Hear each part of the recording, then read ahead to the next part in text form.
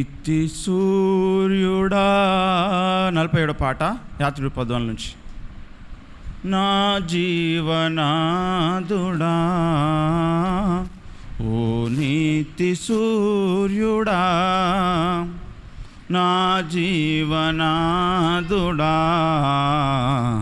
నాలో వసింపుమా, నా పాలి దైవమా నాలో వసింపుమా, నా పాలి దైవమా. ఓ నీతి సూర్యుడా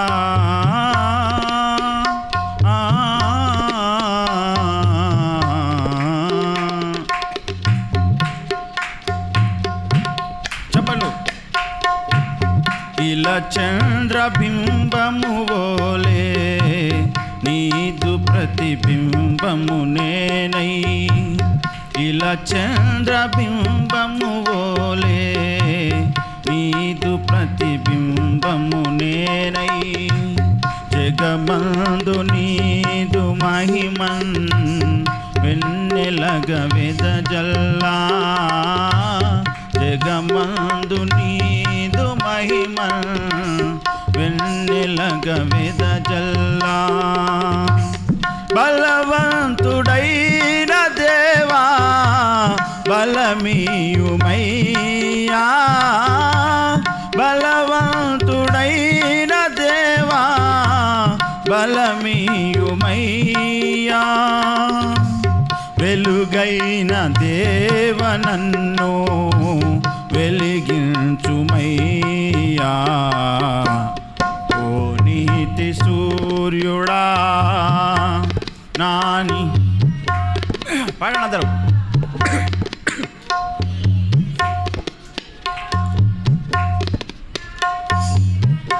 మైక్ నాలో వసింపుమా, నా పాలి దైవమా నాలో వసించుమా, నా పాలి దైవమా.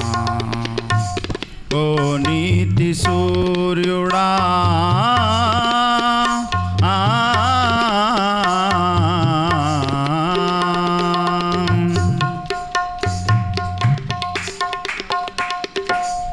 అమావాస్య పెన్ను చీకట్టులే నన్ను ఆవరించువేళ,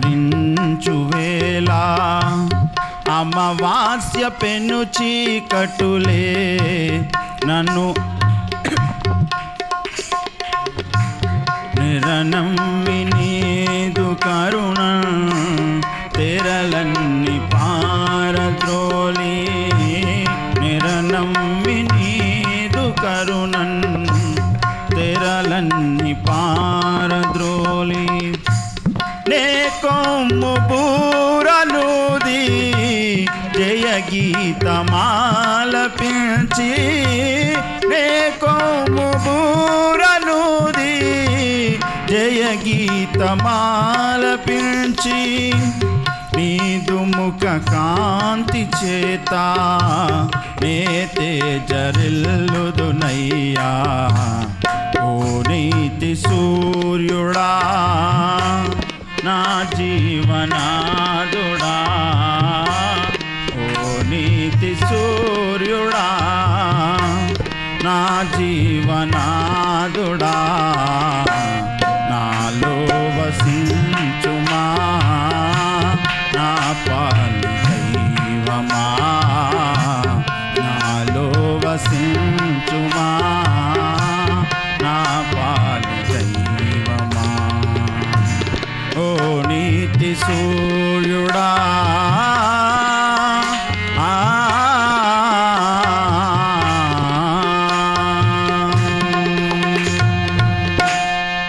హల్లెలూయా. దేవునికి స్తోత్రం. ఆ చైర్స్ తీసి వెనకాల పెట్టండి రా, మీ ముఖములో నాకు అగ్గుపడవలేను.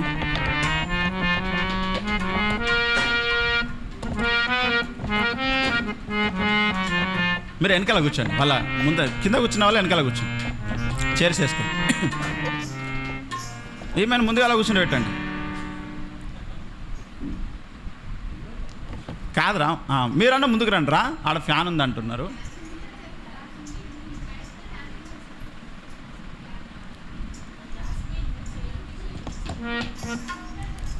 అయితే హార్మోనియం వచ్చింది కాబట్టి మరొక పాట పాడుకుందాం, మీరేమనుకోకండి.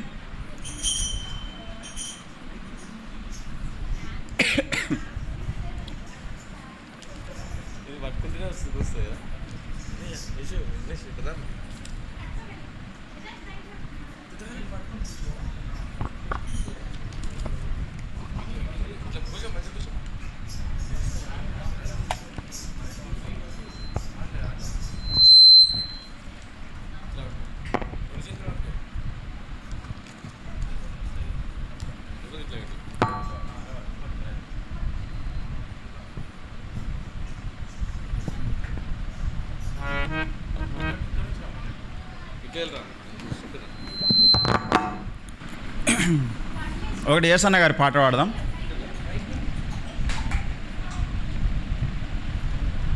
ఏమై తిప్పలు పెడుతుందా?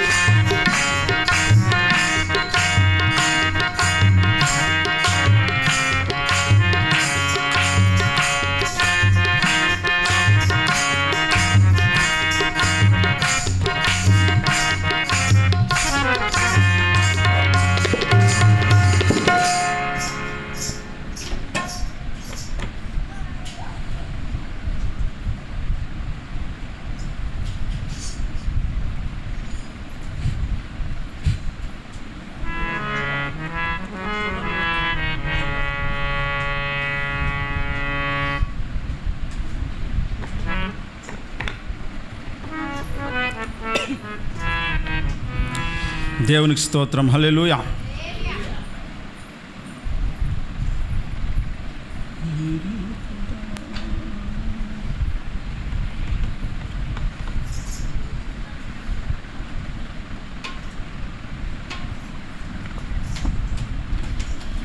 ఘనమైనవి నీ కార్యములు నా ఎడల, స్థిరమైనవి నీ ఆలోచనలు నా యేసయ్యా. హోసన్నా మినిస్ట్రీస్ పాట పాడి ప్రభుని మహిమపరచుదాం. అందరూ చప్పలు కొడుతూ కలిసి పాడండి, మీకు కూడా పాట వస్తుంది. ఘనమైనవి నీ కార్యములు నా ఎడల, స్థిరమైనవి నీ ఆలోచనలు నా యేసయ్యా. కృపలను పొందుచు కృతజ్ఞత కలిగి స్తుతులర్పించెదను అన్ని వేళలా. కృపలను పొందుచు కృతజ్ఞత కలిగి స్తుతులర్పించెదను అన్ని వేళలా. అనుదినము నీ అనుగ్రహమే, ఆయుష్కాలము నీ వరమే. అనుదినము నీ అనుగ్రహమే, ఆయుష్కాలము నీ వరమే.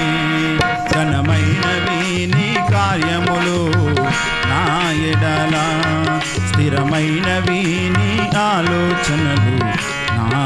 యేసయ్యా.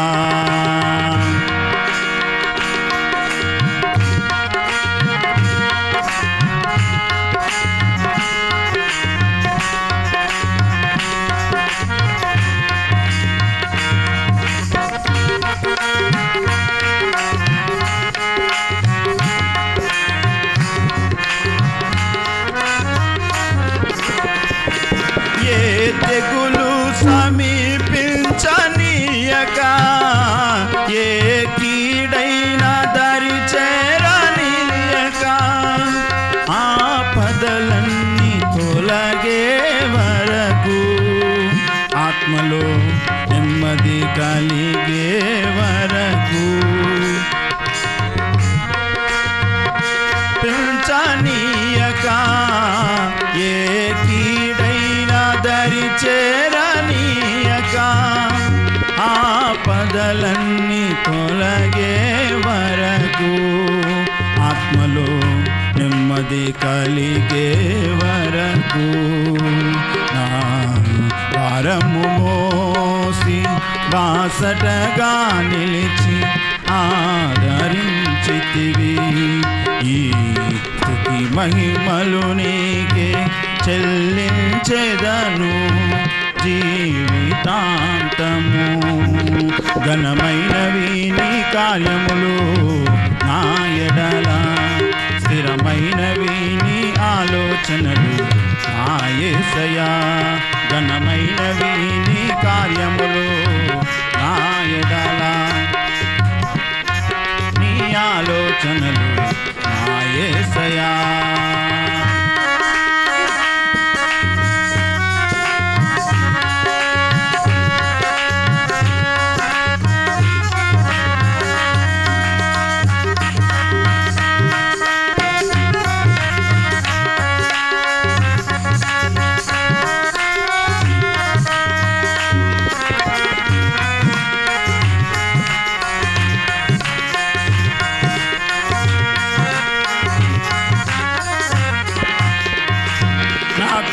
ఎత్తైన కోటవు నీవే, నన్ను కాపాడు కేడము నీవే, ఆశ్రయమైన బండవు నీవే, శాశ్వత కృపదాధారము నీవే.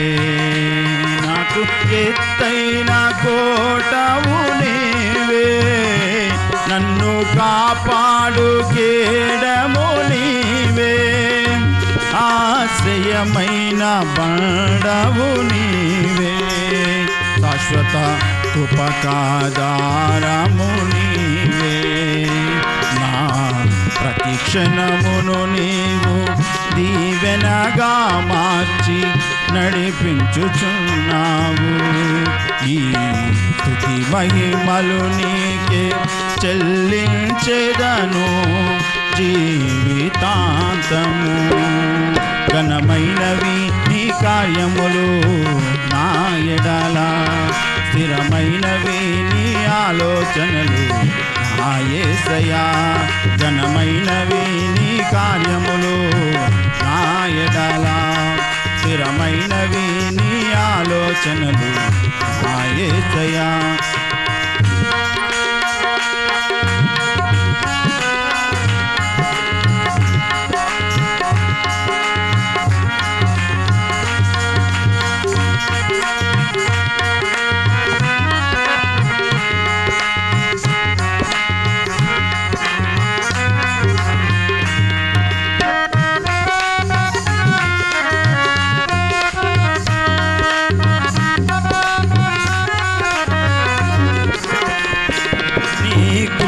తప్ప వేరొకటి లేదయా, నీ మనసులో నేనుంటే చాలయా.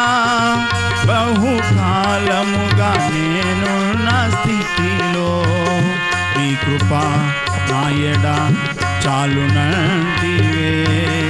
నీ కృప తప్ప వేరొకటి లేదయా, నీ మనసులో నేనుంటే చాలయా. బహుకాలముగా నేనున్న స్థితిలో నీ కృపా నాయడ చాలునంటివే. నీ అరచేతిలో నన్ను చెక్కుకొంటివి, నాకేమి కొదువా.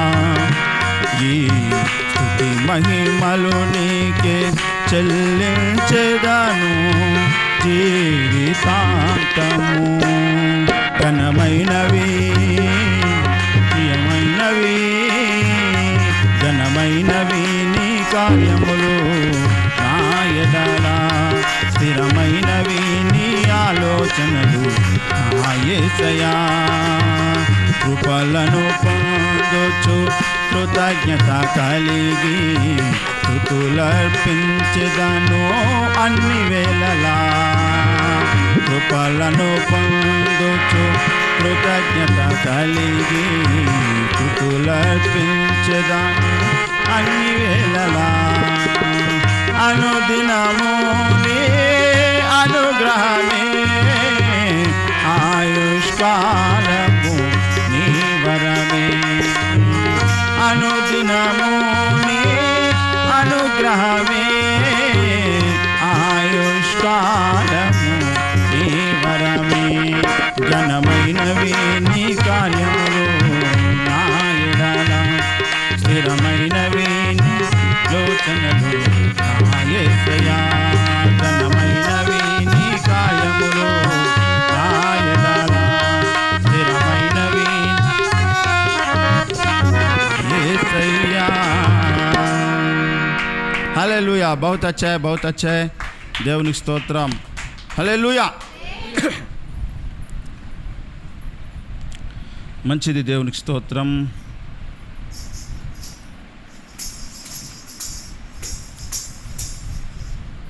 ప్రభునందు ప్రియులారా,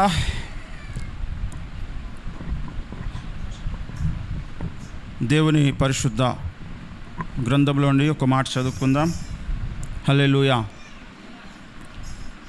హార్మోనియం తెచ్చినందుకు పిల్లలని తెలియదా? లేరా? అది పట్టుకోనికి రాలేదేమో.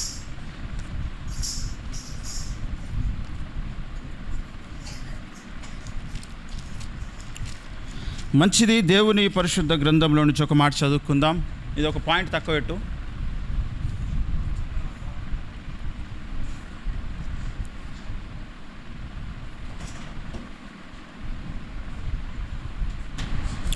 ముప్పై 35వ కీర్తన 19వ వచనం చదువుకుందాం రండి. ప్రభునందు ప్రియులారా, 19వ వచనం, 35-19 అందరూ కూడా మీరు తీసి చూడండి.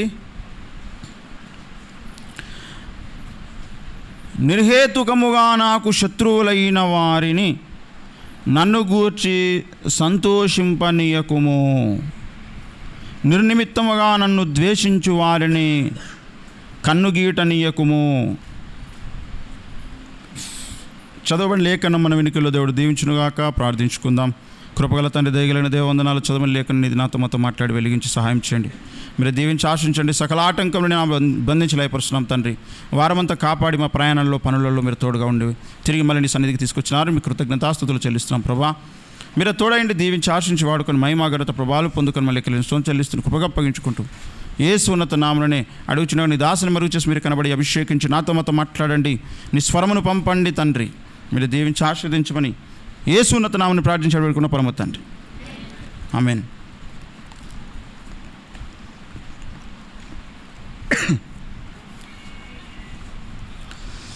మంచిది, ప్రభునందు ప్రియులారా. మన జీవిత కాలంలో మనకు పుట్టింది మొదలుకొని ఈ లోకం నుంచి మానవుడు వదిలిపోయేంత వరకు దేవుడు ఈ లోకములో ఉన్న రుచులన్నిటినీ మనలను ఎరుగజేస్తాడు. ఆయన మన శరీరాన్ని దేవుడు ఎలా డిజైన్ చేశాడంటే, దీనికి అన్ని రుచులు అందాలి. ఈ శరీరానికి పులుపు కావాలి, కారము కావాలి, ఉప్పు కావాలి, మసాలా కావాలి, తీపి కావాలి, ఒగరు కావాలి, చేదు కావాలి. అన్ని రకాల రుచులు ఈ శరీరానికి రావాలి. నాలుకకు ముందు వస్తాయి అనుకోండి, కానీ అవన్నీ కూడా శరీరానికి పట్టాలని దేవుడు కోరుకుంటున్నాడు. ఈ లోకములో ఉన్న రుచులు ఎందుకు, ఈ లోకములో ఉన్న కూరగాయలు ఎందుకు, ఫలాలు ఎందుకు, వృక్షాలు ఎందుకు అంటే మనిషి కొరకు. అవునా కదా? ఏదేనులో ఆదాము హవ్వలను పెట్టి ఏదేను తోటను అందులో ఉన్న ఫలములన్నింటినీ ఆదాముకు దేవుడు అప్పగించాడు. ఆదాముకు అప్పగించి వాటిని మీరు అనుభవించండి అని దేవుడు అప్పగించాడు. ఒక్క చెట్టు ఎగ్జంప్షన్, మంచి చెడుల తెలియనిచ్చే చెట్టు, అది ఇప్పుడు తినొద్దు, నేను చెప్పినప్పుడు తినండి. మంచి జీవవృక్షం కూడా ఉంది, అది కూడా తినొచ్చు అని చెప్పాడు దేవుడు. వాళ్ళన్నీ తిన్నారు. ఆఖరికి మరి జీవవృక్షాన్ని తినలేదు, మంచి చెడుల ఫలంనిచ్చే చెట్టును కూడా వారు తిన్నారు. మన శరీరానికి ఈ లోకములో ఉన్న రుచులు అవన్నీ అవసరమనే దేవుడు పెట్టాడు. వాటన్నిటిని మనము ఖచ్చితంగా భుజించవలసినదే, వాటన్నిటిని మనం పొందుకోవలసిందే. కారము కొందరికి ఇష్టం ఉండదు కదా, ఉప్పు కొందరికి ఇష్టం ఉండదు, చేదు ఇంకా ఎక్కువ మందికి ఇష్టం ఉండదు. కొందరికి స్వీట్ ఇష్టం ఉన్నా తినలేరు, పరిస్థితి ఆరోగ్య కారణాన్ని బట్టి, అనారోగ్య కారణాన్ని బట్టి కదా. కానీ వీటన్నిటిని మాత్రం దేవుడు మనము ఖచ్చితంగా అది ఎక్స్పీరియన్స్ కావాలనే ఇచ్చాడు దేవుడు. అది అనుభవించాలి, మనం ఆ రుచి చూడాల్సిందే. అది మనకు అవసరం, మన శరీరానికి అవసరం. అది కారం మన శరీరానికి అవసరమా లేదా? పసుపు, మిరియాలు అవసరం కదా, కొత్తిమీర, మెంతము, కరివేపాకు, కాల్షియం, కరివేపాకు తినాలి మనం. ఏమండి? తర్వాత నిమ్మకాయ రసం, చింతపండు రసం, టమాటా, ఇవన్నీ పులిపే, సి విటమిన్. ఇవి మనకు మరి రుచి ఎలా ఉంటుంది? రుచి నచ్చదు మనకు, కానీ అవి తప్పకుండా మనకు అవసరము. కాకరకాయ తప్పకుండా తినాలి, అది చాలా మంచిది అంటారు, కానీ నోటికి మంచిది కాదు. అది నోటికి మంచిది అంటే రుచి చూడలేము దాన్ని మనం. రుచి చూస్తే కట్టిక చేదు, కానీ పెద్దలు చెబుతారు ఇది చాలా మంచిది, చాలా మంచిది అన్నదాన్ని మొట్టమొదటి ఎవరైనా ట్రై చేస్తే చేదు, ఈ మంచిది అంటారు, ఏంది ఇది మంచిది ఎందుకు అవుతుంది అనుకుంటారు. నీ నాలుకకు మంచిదిగా ఉండదు, కానీ నీ శరీరానికి చాలా మంచిది. డయాబెటీస్ పేషెంట్స్ ఎవరైనా ఉంటే వాళ్ళకు చాలా మంచిది కాకరకాయ రసం, కాకరకాయ కూర. షుగర్ వ్యాధి వచ్చిన వాళ్ళకు చాలా మంచిది అది. కానీ నాలుకకు దేవుడు ఎలా పెట్టాడో చూసారా? నీకు బాగా మంచిది చేదుగుంటుంది, నీ శరీరానికి అసలే మంచిది కానీ తీయగుంటుంది. అంటే చాలామంది ఇంటికి వెళ్ళేటప్పుడు ఎవరైనా సరే స్వీట్ కొనుక్కొని పోతారు, కానీ కాకరకాయలు కొనుక్కొని పోతారా? ఎవరు కొనుక్కోవరు. కాకరకాయ చాలా మంచిదని 1 కిలో కాకరకాయలు తీసుకుపోయినాం అనుకోండి, తినండి అని డైరెక్ట్ తినలేరు, వాటిని ఫ్రై చేసుకొని కూర చేసుకొని తినాలి. కానీ ఏదైనా శుభకార్యము అంటే అక్కడ స్వీటు ప్రాధాన్యతను కలిగి ఉంటుంది. కానీ కొంతమంది శరీరంలో కూడా స్వీట్ ఎక్కువైపోతుంది, షుగర్ పేషెంట్స్ కదా. అయితే ఇప్పుడు ఈ విషయం ఎందుకు మనకంటే, ప్రకృతిలో ఉన్న వృక్షాలు, ప్రకృతిలో ఉన్నటువంటి ఖనిజాలు, లవణాలు ఏ విధంగా అయితే మనకు అవసరమో, ఉప్పు, కారం, పసుపు, చింతపండు, టమాటా, అందులో ఇంకా వేసే మిరియాల పౌడరు, మసాలాలు ఎట్లయితే మనకు అవసరమో, అదేవిధంగా చిక్కుడుకాయ, బీరకాయ, కాకరకాయ, వంకాయ, ఇలా ఇంకా ఎన్ని ఉన్నాయి కూరగాయలు, ఎన్నో ఉన్నాయి. ఇక క్యాబేజీ, క్యాలీఫ్లవరు, బీట్రూటు, క్యారెట్టు, సోరకాయ, అనపకాయ, ఇవన్నీ కూడా చిక్కుడుకాయ మనం తినడానికి, కందికాయ, పెసరకాయ, బొబ్బరకాయ, ఉలువలు చాలా మంచి. ఉలువ చారు తాగుతారు కొంతమంది. మునుపటి పెద్ద మనుషులు గట్టిగా ఉన్నారు, పెద్ద మనుషులు స్ట్రాంగ్ ఉన్నారు అంటారు. ఎందుకు? వాళ్ళు మంచిగా చిరుధాన్యాలు తిన్నారు, ఉలువ చారు తాగినరు, పప్పులు తిన్నారు, వాళ్ళు కల్తీ లేని వంటలు తిన్నారు, తర్వాత పెస్టిసైడ్స్ లేని మందులు తిన్నారు, పెంట ఎరువులు, ఆకుల అలాలతో తిన్నారు వాళ్ళు. అవి చాలా మంచి, అందుకే వాళ్ళు గట్టిగా ఉన్నారు. ఇప్పుడు అన్నిట్లలో 2 రోజుల క్రితం ఒక న్యూస్ వచ్చింది, మల్కాజ్గిరిలో ఒకడు అల్లం పేస్ట్ను డూప్లికేట్ చేసినట. అల్లం పేస్ట్ డూప్లికేటు, ఇంకే ఏది వేయలేదు. బియ్యం డూప్లికేటు, ఎగ్స్ డూప్లికేటు, అన్నీ డూప్లికేటు. అల్లము ఎల్లిగడ్డ చాలా రేటు ఉంటుంది కదా, అందుకే వాడు 200 కిలోల అల్లం పేస్ట్ తయారు చేసిండు వాడు డూప్లికేట్లా. అల్లం పేస్ట్ కూడా ఉంటుంది డూప్లికేట్, అంటే అన్నీ ఉంటాయి డూప్లికేట్. ఏమండి? అల్లం పేస్ట్ చాలా మంచిది. అల్లం వెల్లుల్లి నూరినటువంటి పేస్ట్ ఏదైతే ఉంటుందో అది మన శరీరానికి చాలా చాలా చాలా మంచిది. అది పైత్యం కానియదు, ఓగరు కానియదు, మనకి ఇమ్యూనిటీని డెవలప్ చేస్తుంది అల్లం. అర్థమైందా? నెలకొకసారైనా ఇంతంత అల్లం ముక్కను దంచుకొని నీళ్ళల్లో వేడి చేసుకొని ఒక టీ కప్పు నిండా నిమ్మకాయ రసం పిండుకొని తాగాలి. అది మనకి ఇమ్యూనిటీని డెవలప్ చేస్తుంది. తుమ్ములు, దగ్గులు, పాడిషం, లంగ్స్లో ఇన్ఫెక్షన్ రాకుండా చేస్తుంది. రోజు అల్లం వేసుకుంటాం, మనం పసుపు వేసుకుంటాం, యాంటీబయాటిక్గా పనిచేస్తుంది మనకు బాడీకి. ఇవన్నీ అవసరమని కదా దేవుడు పెట్టాడు. అందుకే వాటన్నిటిని సమపాలలో కలుపుకొని తినాలి మనం. నూనె అవసరం మనకు. నూనెలన్నీ పల్లి నూనె, కొబ్బరి నూనె, ఆవు నూనె, ఏమండి కుసుమ నూనె, పొద్దుతిరుగుడు నూనె, నువ్వుల నూనె, పల్లీల నూనె, ఎన్ని నూనెలు, ఎన్ని వెరైటీస్ పెట్టిండో దేవుడు ఒక పదార్థంలోనే. నూనెలో అనేక వెరైటీ, కూరగాయలు అనేక వెరైటీస్, మటన్లో అనేక వెరైటీస్, మేక, గొర్రె, ఎద్దు, పంది, చేప, ఇవన్నీ అక్కడ మనం తినకపోయినా అక్కడక్కడ తింటున్నారు కదా. కొందరు కుక్కలు తినేటోళ్ళు ఉన్నారు, కొందరు నక్కలను తినేటోళ్ళు ఉన్నారు, కొందరు ఏది పడితే అది దొరికిందల్లా తింటారు వాళ్ళు కదా. గుర్రాలను కూడా తినోళ్ళు ఉన్నారు, ఆవులను తిన్నారు ఉన్నారు, ఒంటెలను తింటారు. దుబాయ్లో, అరబ్ కంట్రీస్లో ఒంటెలను తింటారు వాళ్ళు. వాళ్ళకి ఏది దొరుకుతుంది తింటారు, వాళ్ళకి దొరికిందే ఆహారం, అది ఇంకా వేరేది లేదు. ఇన్ని రకాలుగా తినడానికే దేవుడిచ్చాడు, అవి మనం తినాల్సిందే. ఇవి నాలుక కొరకు కొన్ని, శరీరం కొరకు, పొట్ట కొరకు కొన్ని దేవుడిచ్చాడు. నాలుక కొన్ని తీయగా రుచిగా ఉంటుంది. నాలుక ఎందుకొరకు అంటే నాలుక నచ్చింది తినడానికి మన శరీరం కాదు. నాలుకకు నచ్చింది మన శరీరం తినడానికి కాదు నాలుగున్నది. ఇది చాలా ఇంపార్టెంట్ పాయింట్. ఇది నాలుగు ఎందుకున్నదంటే ఫలానా వస్తువు, ఫలానా పదార్థం ఈ రుచి ఉన్నదని చెప్పడమే దాని పని తప్ప తనకు నచ్చిందే నువ్వు తినాలనేది నాలుక యొక్క సిద్ధాంతం కాదు. అర్థమైందా ఈ మాట? I repeat this statement. నీ నాలుక తనకు నచ్చిందే నువ్వు తినాలనేది దాని సిద్ధాంతం కాదు. నువ్వు తినేటిది ఏదైతే ఉందో అది ఏ రుచి ఉందో చెప్పడం దాని బాధ్యత, అంతే. డిసైడ్ చేసేది నాలుక కాదు. డిసైడ్ చేయాల్సింది నీ మనస్సు, నీ హృదయం, నువ్వు. నాలుక అది ఏ రుచి ఉందో చెప్పడం మట్టుగా దాని బాధ్యత, అంతే. కానీ ఈనాడు ఏమైపోయిందంటే మనుషుల యొక్క ఆలోచన విధానం, మనసు హృదయంతో పని లేదు. నాలుక నువ్వు ఏది నచ్చితే గదే తినమ్మా, నేను దాన్నే డైజెస్ట్ చేసుకుంటా అనే ఉల్టా సిద్ధాంతం వచ్చింది, ఉల్టా సిస్టమ్ వచ్చింది. అందరు ఈనాడు మనసుకు నచ్చింది తినడం లేదు, నాలుకకు నచ్చింది తింటున్నారు.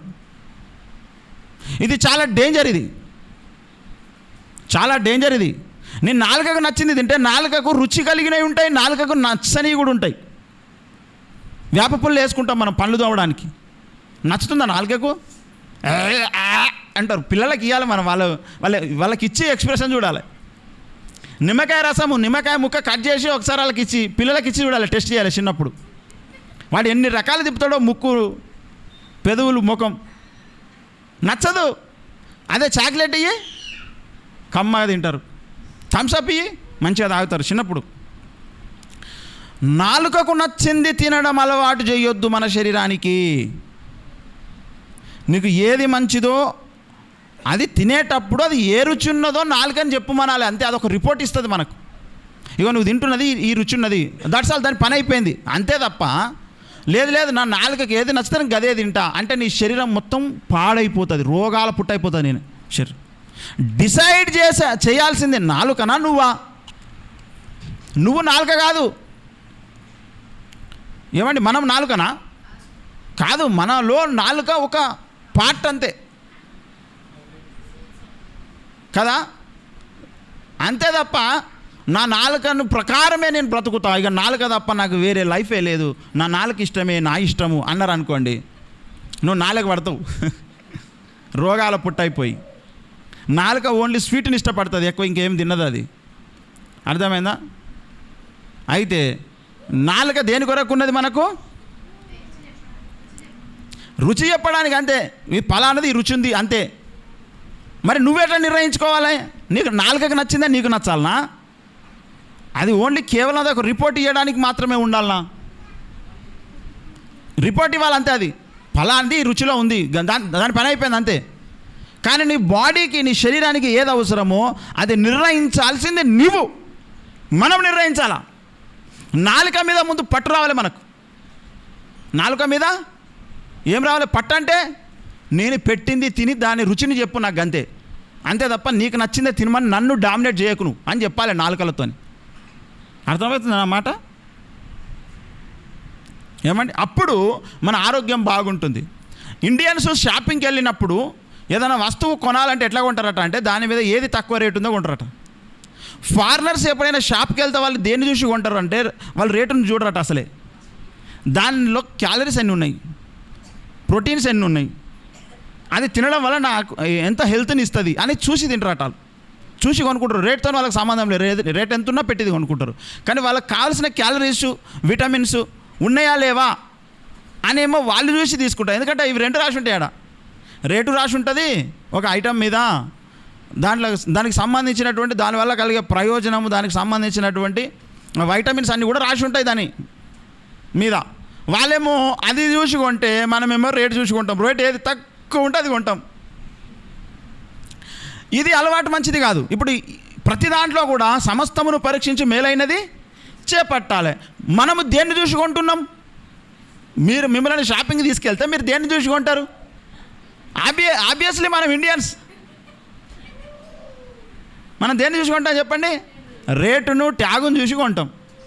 అందుకే మన దగ్గర ఉన్న ఆఫర్లు ఏడు ఉండయి.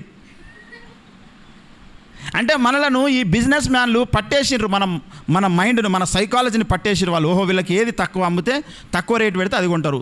మొన్న ఒకసారి దానికి వైరింగ్ చేయించినప్పుడు నేను వెళ్ళి అడిగిన ఐమాతల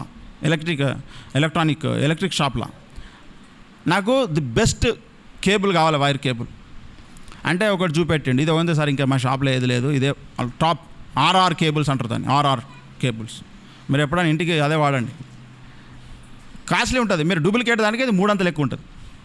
3 అంతలు ఎక్కువ ఉంటుంది, ఒక అంతలు కాదు సార్. ఇది ఇప్పటివరకు ఇవ్వాలి అడగలేదు సార్ మా దగ్గర, ఏదో ఎప్పుడో ఒకసారి తెచ్చిపెట్టినాం సార్, 3-4 అవే ఉన్నాయి సార్, అవి అమ్ముడు పోతలేవు. మీరు ఒక్కలే అడిగారు సార్, ఎవరు అడుగుతలేరు అన్నాడు ఆయన. ఎవరు అడగలేదు. ఎందుకు అని అంటే ఇప్పుడు వాళ్ళు ఏది ఎక్కువ అమ్ముడుపోతుందో అదే పెడతారు. ఇప్పుడు బ్రాండెడ్ తీసుకొచ్చి పెట్టి కొనకపోతే అతనికి లాస్ కదా, డబ్బులన్నీ అక్కడ పెండింగ్ అయిపోతాయి కదా. అందుకరకు సరే ఏది అమ్ముడు పోతే కదా అమ్ముతాం సార్ మేము. ఎవరైనా దీన్ని ఎక్కువ అడిగితే డిమాండ్ ఉంటే దాన్ని అమ్ముతారు. ఒకసారి తెచ్చి పెడతారు, అమ్ముడు పోలేదు, ఇక నెక్స్ట్ టైం తీసుకురారు కదా అని. అది పరిస్థితి. అందుకే అక్కడ ఏది ఉంటే అది కొంటా అనే మైండ్ కాదు. కొనడానికి వెళ్ళినప్పుడు నీకు ఏది కావాలో ఇంట్లో నిర్ణయించుకొని పోయి తీసుకోవాలి. అలాంటి ఆలోచన మనకు ఉండాలి. అలాంటిది మనం నేర్చుకోవాలి. నువ్వు ఏం చదివి నువ్వు ఏం చెప్తున్నావు నువ్వు అని అనుకోవద్దు. ఎందుకంటే నేను ఒక పునాది వేస్తున్నా మీకు. ఆ పునాది వేసిన తర్వాత నేను ఏం చెప్పదలిచానంటే మనం చదువుకున్న మూలవాక్యంలోకి ఇప్పుడు వద్దాం. ఇక సమయం లేదు కనుక త్వరగా మనం కట్ చేసుకుంటూ వెళ్ళిపోదాం ముందుకు. ఒకసారి చదువుతారా మూలవాక్యం?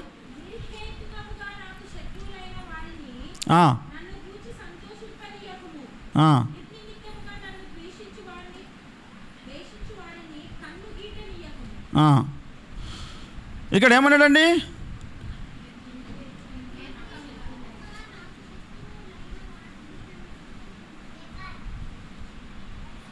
నిర్హేతుకముగా శత్రువులైనటువంటి, నిర్హేతుకముగా నాకు శత్రువులైనరు అని అన్నాడు. నిర్హేతుకంగా అంటే ఎట్లయిరు శత్రువులు? హేతువే లేదు, కారణము లేకుండా శత్రువులైరట. శత్రువు కావడానికి కారణమే లేదు. కారణం లేకుండానే శత్రువులు అవుతారా? అట్లా అవుతారా అంటే మస్తు మంది అవుతారు ఈ లోకంలో. ఏమండి? నిర్నిమిత్తముగా నన్ను ద్వేషించు వారిని కన్ను గీటనియ్యకుమనడు. నిర్నిమిత్తముగా, అసలు నిమిత్తమే లేదు, కారణమే లేకుండా కొందరు శత్రువులు అయిపోతారట ఈ లోకంలో. అనడా కింది లైన్లో చూడండి ఒకసారి.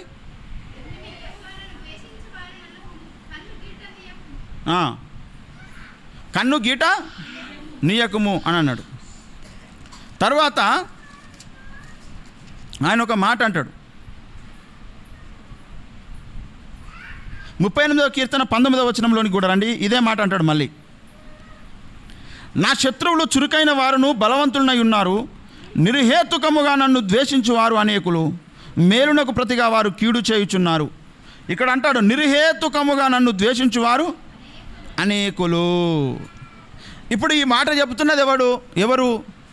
భక్తుడైన దావీదు. ఇక్కడ దావీదు కీర్తనను చూడండి, 38వ కీర్తనలో ఉందా?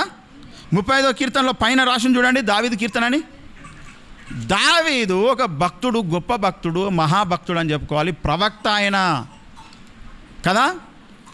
అయితే దావీదునట కొంతమంది నిర్హేతుకంగా ద్వేషించారట.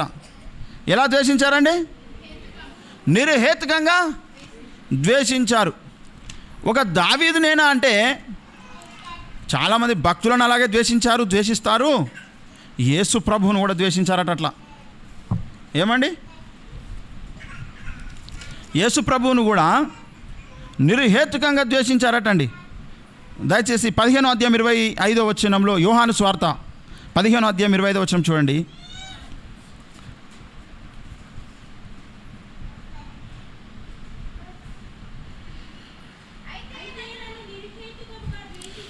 అయితే నన్ను నిర్హేతుకముగా ద్వేషించిరి అని వారి ధర్మశాస్త్రంలో వ్రాయబడిన వాక్యము నెరవేరునట్లు ఇలాగు జరిగెను. తండ్రి యొద్ద నుండి మీ యొద్దకు నేను పంపబో ఆదరణకర్త అనగా తండ్రి యొద్ద నుండి బయలుదేరి సత్యస్వరూపిణి ఆత్మ వచ్చినప్పుడు ఆయన నన్ను గురించి సాక్ష్యం ఇచ్చినాడు. ఇక్కడ యేసు ప్రభువుల వారు ఈ వాక్యాన్ని క్లెయిమ్ చేసుకుంటున్నాడు. ఈ వాక్యాన్ని ఎత్తి చెప్పిన వాడెవరు? కీర్తనలో దావీదు. దావీదుకి ఈ ఎక్స్పీరియన్స్ ఉన్నది. ఏం ఎక్స్పీరియన్స్ ఉన్నది? నిర్హేతుకముగా ద్వేషించబడ్డాడు దావీదు. నిర్హేతుకంగా శత్రువులు అయిపోయారు ఆయనకు, దావీదుకు. ఇప్పుడు ఇదే మాటను యేసు ప్రభు క్లెయిమ్ చేస్తున్నాడు.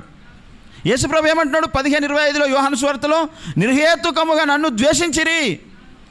యేసు ప్రభువును కారణం లేకుండా ద్వేషించారు. అవునా? అయితే మన జీవితంలో కూడా ఈ వచనము యొక్క నెరవేర్పు జరిగే కొన్ని సందర్భాలు దేవుడు మనకు అనుగ్రహిస్తాడు. దావీదుకు అది జరిగింది. తరువాత హేబేలుకు జరిగింది. హేబేలును అన్నయ్య అయినటువంటి కయీను ద్వేషించడానికి ఏమన్నా సరైన కారణం ఉందా? ఆయన ఏం చేసిండు పాపం? ఆయన ఏం పాపం చేసిండు? ఏం తప్పు చేయాలి ఆయన ఏళ్ళ?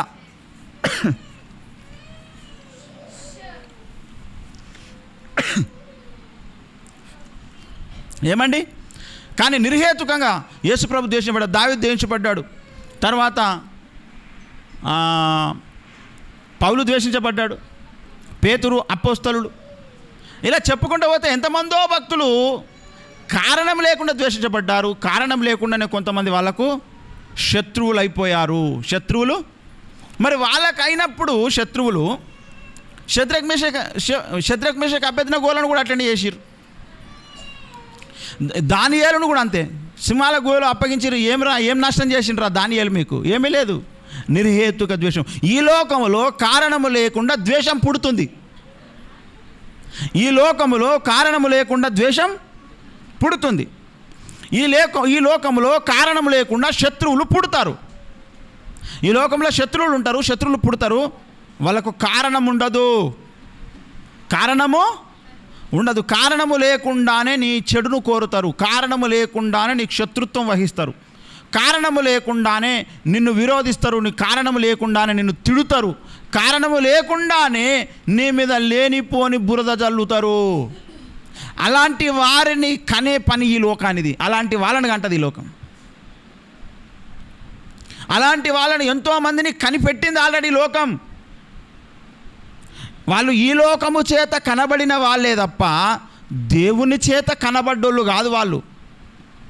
ఈ లోకము వల్ల పుట్టేటోళ్ళు కొంతమంది ఉంటారు, ఎక్కువ మంది ఉంటారు. దేవుని మూలముగా పుట్టే వాళ్ళు కొద్ది మంది ఉంటారు. కొద్దిమందే. ఏమండి? Little bit bunch of people ఉంటారు. ఒకసారి చూద్దామా? యోహాను సువార్త 1వ అధ్యాయంలోనికి రండి.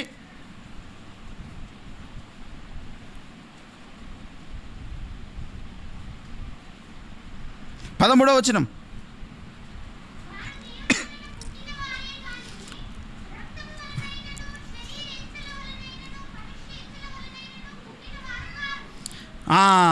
చూసారా? వారు దేవుని వలన పుట్టిన వారే, దేవుని వలన పుట్టినవాడు కారణం లేకుండా కోపానికి రాడు, కారణం లేకుండా ద్వేషించాడు, కారణం లేకుండా శత్రువు కాడు. వాళ్ళకు కూడా శత్రువు అవుతాడేమో, కారణం ఉంటుంది. ఎవరైనా ద్వేషిస్తే కూడా భక్తిహీనతను ద్వేషించాడు దావీదు. ద్వేషం అనేది మనకు ఉండదని కాదు, ద్వేషం ఉంటుంది కానీ దానికి రీజన్ ఉంటుంది. మనకు కోపం ఉంటుంది, దానికి రీజన్ ఉంటుంది. ఇప్పుడు మత్తయి సువార్త 7వ అధ్యాయం 1వ వచనం నుంచి చదివితే 5 వచనాల్లో కోపపడొద్దు అని ప్రసంగాలు చేయగా నేను విన్నా. క్రైస్తవుని కోపం రావద్దు అంటే నేను ఉపకారం తింటలేనా? రజయమని అడగండి, అమ్మా ఉపకారం వేసినవే లేదా కూరలా? మనం రోజు తినే దాంట్లో వేస్తున్నావా లేదా? మరి ఉపకారం తినడానికి కోపం రాదా? ఎక్కడ ప్రదర్శించాలో అక్కడ ప్రదర్శించడము. అక్కడ ఏమన్నా చెప్పండి, మత్తయి సువార్త 7వ అధ్యాయం 1వ వచనంలో, మీరు తీర్పు తీర్చకుడి.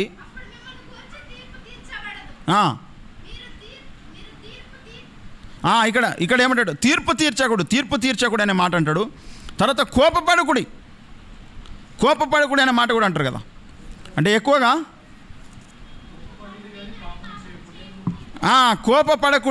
కోపపడుడి కానీ పాపము చెయ్యకుడి. అంటే ఇప్పుడు ఈ మాటను ఎట్లా తీసుకున్నారు? అసలు కోపమే మనకు రావద్దు అనే మాట తీసుకున్నారన్నమాట. ఏమండి, మీకు ఎప్పుడైనా కోపం వచ్చిందా పిల్లల మీద? చాలాసార్లు వచ్చిందా? అయితే మీరు సరైన ఆరోగ్యంతో ఉన్నారని అర్థం. కోపం వచ్చిందంటే సరైన ఆరోగ్యంతో ఉన్నారని అర్థం. కోపం రాలేదు అని అంటే మీ ఆరోగ్యం పాడైపోయింది. సరైన సమయంలో సరైన కోపము రావడం ఆరోగ్యవంతుని లక్షణం. సరైన సమయంలో సరైన ద్వేషము రావడం ఆరోగ్యవంతుని లక్షణం. కొందరు ఉంటారట, ఇవి ఉల్టా పల్టా అయిపోయిన వాళ్ళు ఉంటారు. వాళ్ళు మంచిని చెడు అంటారు, చెడుని మంచి అంటారు.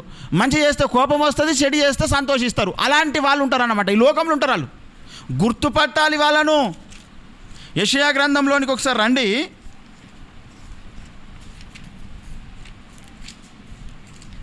మనం లేఖనాలను పరిశీలిస్తున్నాం. వాక్య పరిచర్య అంటే లేఖనాలను పరిశీలించుటనే. కాబట్టి అందరు కూడా తీసి చూడాలండి లేఖనమును.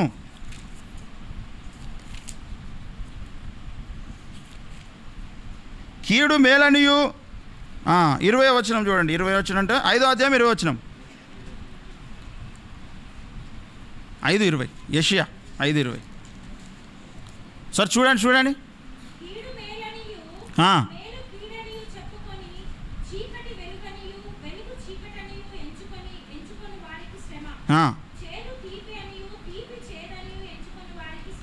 అట్లా చేదుని వలన తీపి అంటారా అనేవాళ్ళు ఉంటారు కొంతమంది. తీపిని చేదంటారా ఉంటారు కొంతమంది. మీరేమంటారు? తీపిని తీపి అనాలి, చేదుని చేదే అనాలి. మరి వాళ్ళు ఎందుకంటారు అట్లా? కొందరు వెలుగును చీకటి అంటారట, చీకటిని వెలుగంటారట. అట్లా అంటారండి?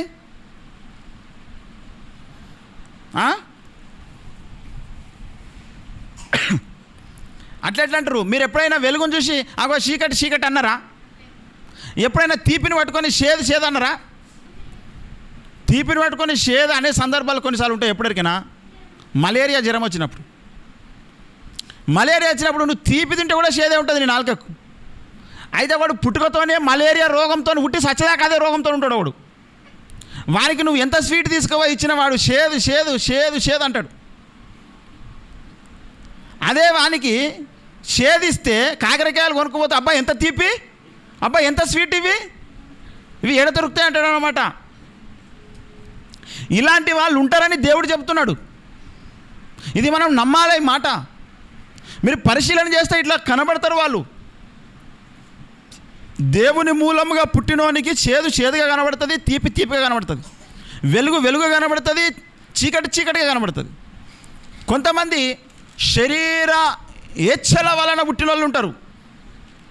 శరీరేచ్ఛల వలన పుట్టినోడు వాడు దేవుని మూలంగా పుట్టినోడు కాదు కాబట్టి వానికి చేదు తీపి అవుతుంది, తీపి చేదు అవుతుంది, వెలుగు చీకటి అవుతుంది, చీకటి వెలుగు అవుతుంది.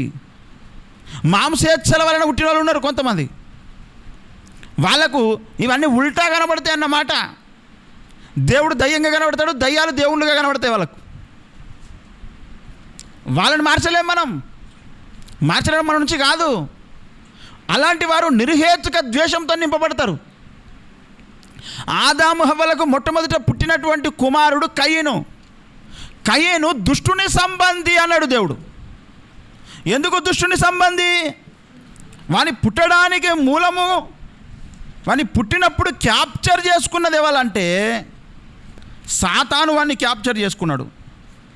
అందుకే దేవుడు అంటాడు వాడు దుష్టుని సంబంధి, వాడు నా సంబంధి కాదంటున్నాడు దేవుడు. ఏమండి, యూదా పత్రికలోనికి ఒకసారి వస్తే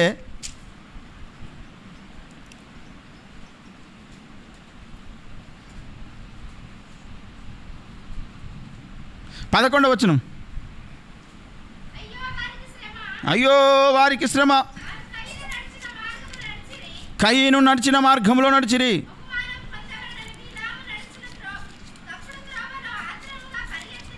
తప్పుడు త్రోవలలో ఉన్నటువంటి వాడు కయీను, బిలాము అని చెబుతున్నాడు. వాళ్ళకు సపరేట్ తొవ్వలే ఉన్నాయి. వాళ్ళకు ఏమున్నాయట? వాళ్ళకు సపరేట్ మార్గాలు ఉన్నాయి. వాళ్ళకు సపరేట్గా మార్గాలు వాళ్ళకు ఉన్నాయి. వాళ్ళు అవి చేసుకొని ఉన్నారు అని చెప్తున్నాడు. ఏమండి, 1 యోహాను పత్రిక 3వ అధ్యాయము 12వ వచనం చూడండి. మనము కయీను వంటి వారమై ఉండరాదు. వాడు దుష్టుని సంబంధి అయి తన సహోదరుని చంపెను.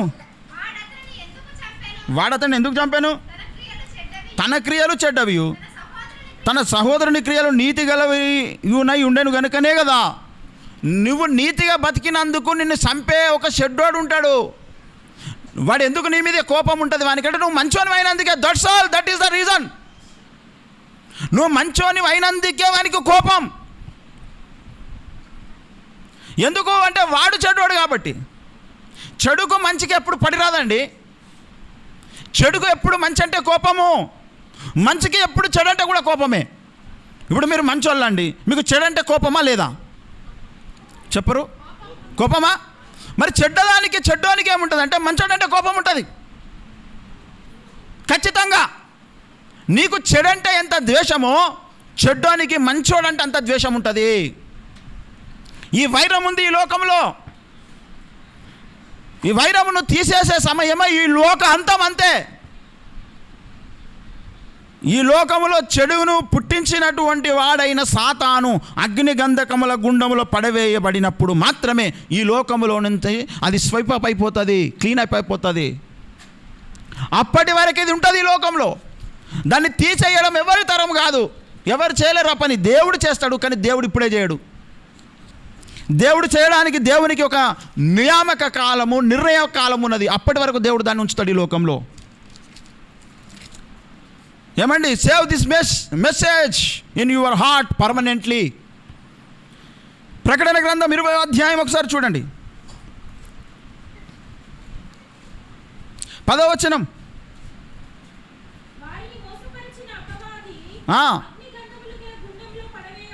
వారిని మోసపరిచిన అపవాది అగ్ని గంధకములు గల గుండములో పడవేయబడెను. అచట క్రూర మృగమును అబద్ధ ప్రవక్త ఉన్నారు. వారి యుగ యుగములు రాత్రింపగళ్ళు బాధపడుదురు. ఏమండి, ఏం చేస్తారట? బాధపడతారు. 14-15 చూడండి.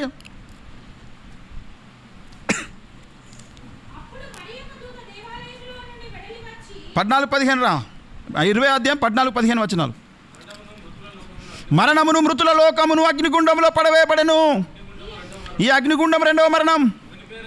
ఎవని పేరైనను జీవగ్రంథమందు వ్రాయబడినట్టు కనబడని ఎడలా వాడు అగ్నిగుండంలో పడవేయబడును అని చెబుతున్నాడు.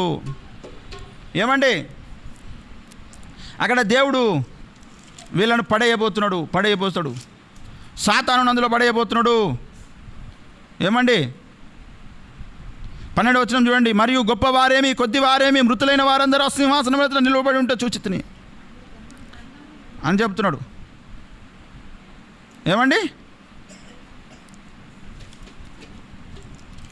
కనుక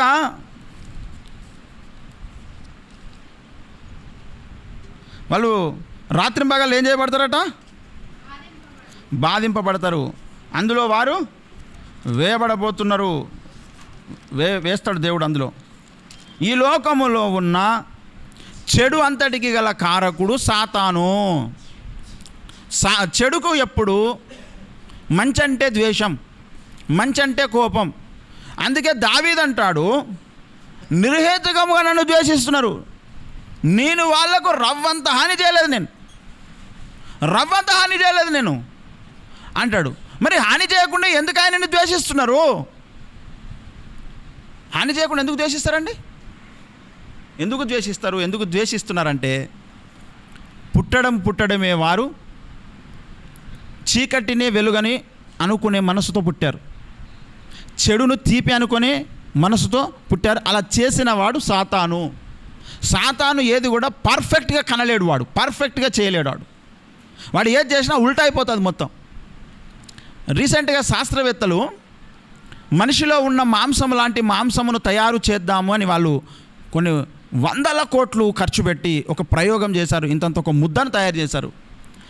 ఆ ముద్ద విషమైపోయింది, విషముగా తయారైంది. మనిషిలో ఉన్న రక్తము లాంటి రక్తాన్ని తయారు చేద్దాము అని చెప్పేసి ఒక బ్లడ్ను తయారు చేశారు. కలరు అంత అట్లనే ఉంది, క్వాలిటీ కూడా అట్లనే ఉంది. కానీ దానిలో ఉన్న గుణం విషం. అర్థమైందా? అదే మనుషులు ఎప్పుడు తయారు చేయలేరు. ఎందుకంటే దానికి దేవుడు వాడిన ఫార్ములా ఏంటిదో, అది ఎక్కడ ఉంటుందో ఎవరికి తెలియదు, ఆయనకు మాత్రమే తెలుసు. గనుకని ఆయన సృష్టికర్త, దేవునికి మహిమ కలుగునుగా. వీడు కాదు సృష్టికర్త కాబట్టి వీడు ఏదన్నా తయారు చేయబోతే, ఆడు మంచి చేయబోతే చెడైపోతుంది. ఎందుకు? శాస్త్రవేత్తల లెక్క. వీడు ఒక శాస్త్రవేత్త లెక్క, సైంటిస్ట్ లెక్క ఏదో కనుగొందాం అనుకుంటాడు. కానీ అది వెలుగు చేయబోతే చీకటి అవుతుంది, ఏదో మంచి చేయబోదాం అంటే చెడవుతుంది. అది ఎందుకంటే అది ఫార్ములా మీ దగ్గర లేదు. అది పుట్టినోడు ఎట్లయినా పుట్టి ఏదో ఒకటి చేయాలి కాబట్టి వాడు మంచోళ్ళని ద్వేషిస్తూ ఉంటాడు. వాని మూలంగా పుట్టినోని పని అదే. అలా దావీదు బ్రతికిన కాలములో కొంతమంది ఉన్నారు, నిర్హేతుకంగా దావీదుని ద్వేషిస్తున్నారు. దావీదుకు అర్థమైతలేదు, ఎందుకు ద్వేషిస్తున్నారు నన్ను, ఎందుకు ద్వేషిస్తున్నారు నన్ను, ఎందుకు ద్వేషిస్తున్నారు అని అంటాడు. ఎందుకంటే ఈయనేమో దేవుని మూలంగా పుట్టినోడు దావీదు, అవతలేడేమో సాతాను మూలంగా పుట్టినాడు, శరీరేచ్ఛల వల్ల పుట్టినోడు వాడు. అలా పుట్టినందుకు నీతిమంతునికి అనీతిమంతునికి ఎప్పుడు వైరము ద్వేషం ఉంటుంది అంతే. అది ఎప్పుడు మనం చల్లార్చలేము. కయీనులో ఉన్న దుష్టత్వాన్ని ఎవరు చల్లార్చగలరు? ఆ దుష్టత్వాన్ని ఎవరు తీసివేయగలరు? ఏమండి? ఎవరు తీసివేయలేరు. దేవుడు కూడా తీసివేయలేకపోయాడు, అని రక్షించడం కాలేదు. అలాంటి వాడే మరొకడు ఏషావు కూడా వ్యభిచారి, వాడు కూడా దుష్టుడు అన్నాడు దేవుడు. ఎందుకు అంటే వానిలో ఉన్న దుష్టత్వాన్ని కూడా దేవుడు తీసేయలేకపోయాడు. వాళ్ళు మారరు. అలాంటి వారు ఉంటారు. విచిత్రం ఏంటంటే ఏషావు కూడా కొద్ది రోజులు చర్చికి వస్తాడు, బిలాము కూడా చర్చికి వస్తాడు, కొద్ది రోజులు అనుభవిస్తాడు దేవుని సన్నిధిని, దేవుని మంచితనాన్ని. కానీ ఫైనల్గా వాని డెస్టినేషన్ వచ్చేసి నరకమే. ఎందుకు? వారిలో దుష్టుని బీజం ఉన్నది కాబట్టి. అందుకే వాక్య బీజముతో పుట్టాలి, దుష్ట బీజముతో కాదు. వాక్యము లేకుండా పుట్టొద్దు, వాక్యము ద్వారా పుట్టాలి. ఈనాడు కొంతమంది స్వస్థతల కొరకు యేసును నమ్మి రక్షణ పొంది చర్చిలో ఉండి ఫైనల్గా నరకం వెళ్ళిపోయేటోళ్ళు ఉంటారు. తెలుసా మీకు? ఎందుకంటే వాళ్ళు వాక్య బీజముతో పుట్టలేదు, స్వస్థతలు అనే బీజంతో పుట్టిరు.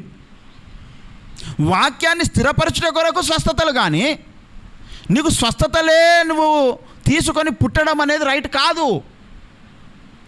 అర్థమవుతుందా మీకు? స్వస్థతల ద్వారా యేసును నమ్మి యేసు యొక్క మంచితనాన్ని, స్వస్థతను, యేసు ఇచ్చే ఆశీర్వాదం అనుభవించి ఫైనల్గా నరకం వెళ్ళిపోయే వాళ్ళు ఉంటారు, చాలామంది ఉంటారు. అట్లా దానికి మంచి తార్కాణం యేసుక్రీస్తు ప్రభు 5 రొట్టెలు 2 చేపలు 5,000 మంది తింటే, నా శరీరం తిని నా రక్తము త్రాగండి అని చెప్పితే వాళ్ళు ఏమన్నారు? ఇది ఎంత కఠినమైన మాట, ఇది ఎవడు ఓర్చుకోగలడు? యోహాను సువార్త 6వ అధ్యాయంలో చెప్పింది కదా ఈ మాట అని. అందరూ వెళ్ళిపోయారు. ప్రభు అన్నాడు, మీరు కూడా వెళ్ళనై ఉన్నారా అన్నాడు. ఎక్కడికి వెళ్తాం ప్రభా? జీవపు మాటలు కలిగిన నిన్ను వదిలిపెట్టి ఎక్కడికి పోతాం? మేము పోయి బ్రతుకుతామా? మేము రొట్టెలు పెడితే తిన్నారు కదరా, నా శరీరం తినమంటే ఎందుకు మీకు ఇబ్బంది అనిపిస్తుంది అన్నాడు ఆయన. వాళ్ళందరూ రొట్టెలు తినేటోళ్ళు తప్ప ఆయన శరీరం తినేటోళ్ళు కాదు. మరి యేసయ్య ఇచ్చిన ఆశీర్వాదమే కదా రొట్టెలు, అవునా కదా? మరి రొట్టెలు తినరా లేదా? ఇప్పుడు ఆయన రొట్టెలు పెట్టిన యేసయ్య ఏమన్నాడు? ఇప్పుడు నా శరీరం తిని నా రక్తం త్రాగండి అన్నాడు. అప్పుడు వాళ్ళు ఏమన్నారు? ఇది ఎంత కఠినమైన మాట, ఇది ఎవడు వినగలడు అసలు అన్నాడు. అన్నారా లేదా? యోహాను సువార్తలోనికి రండి.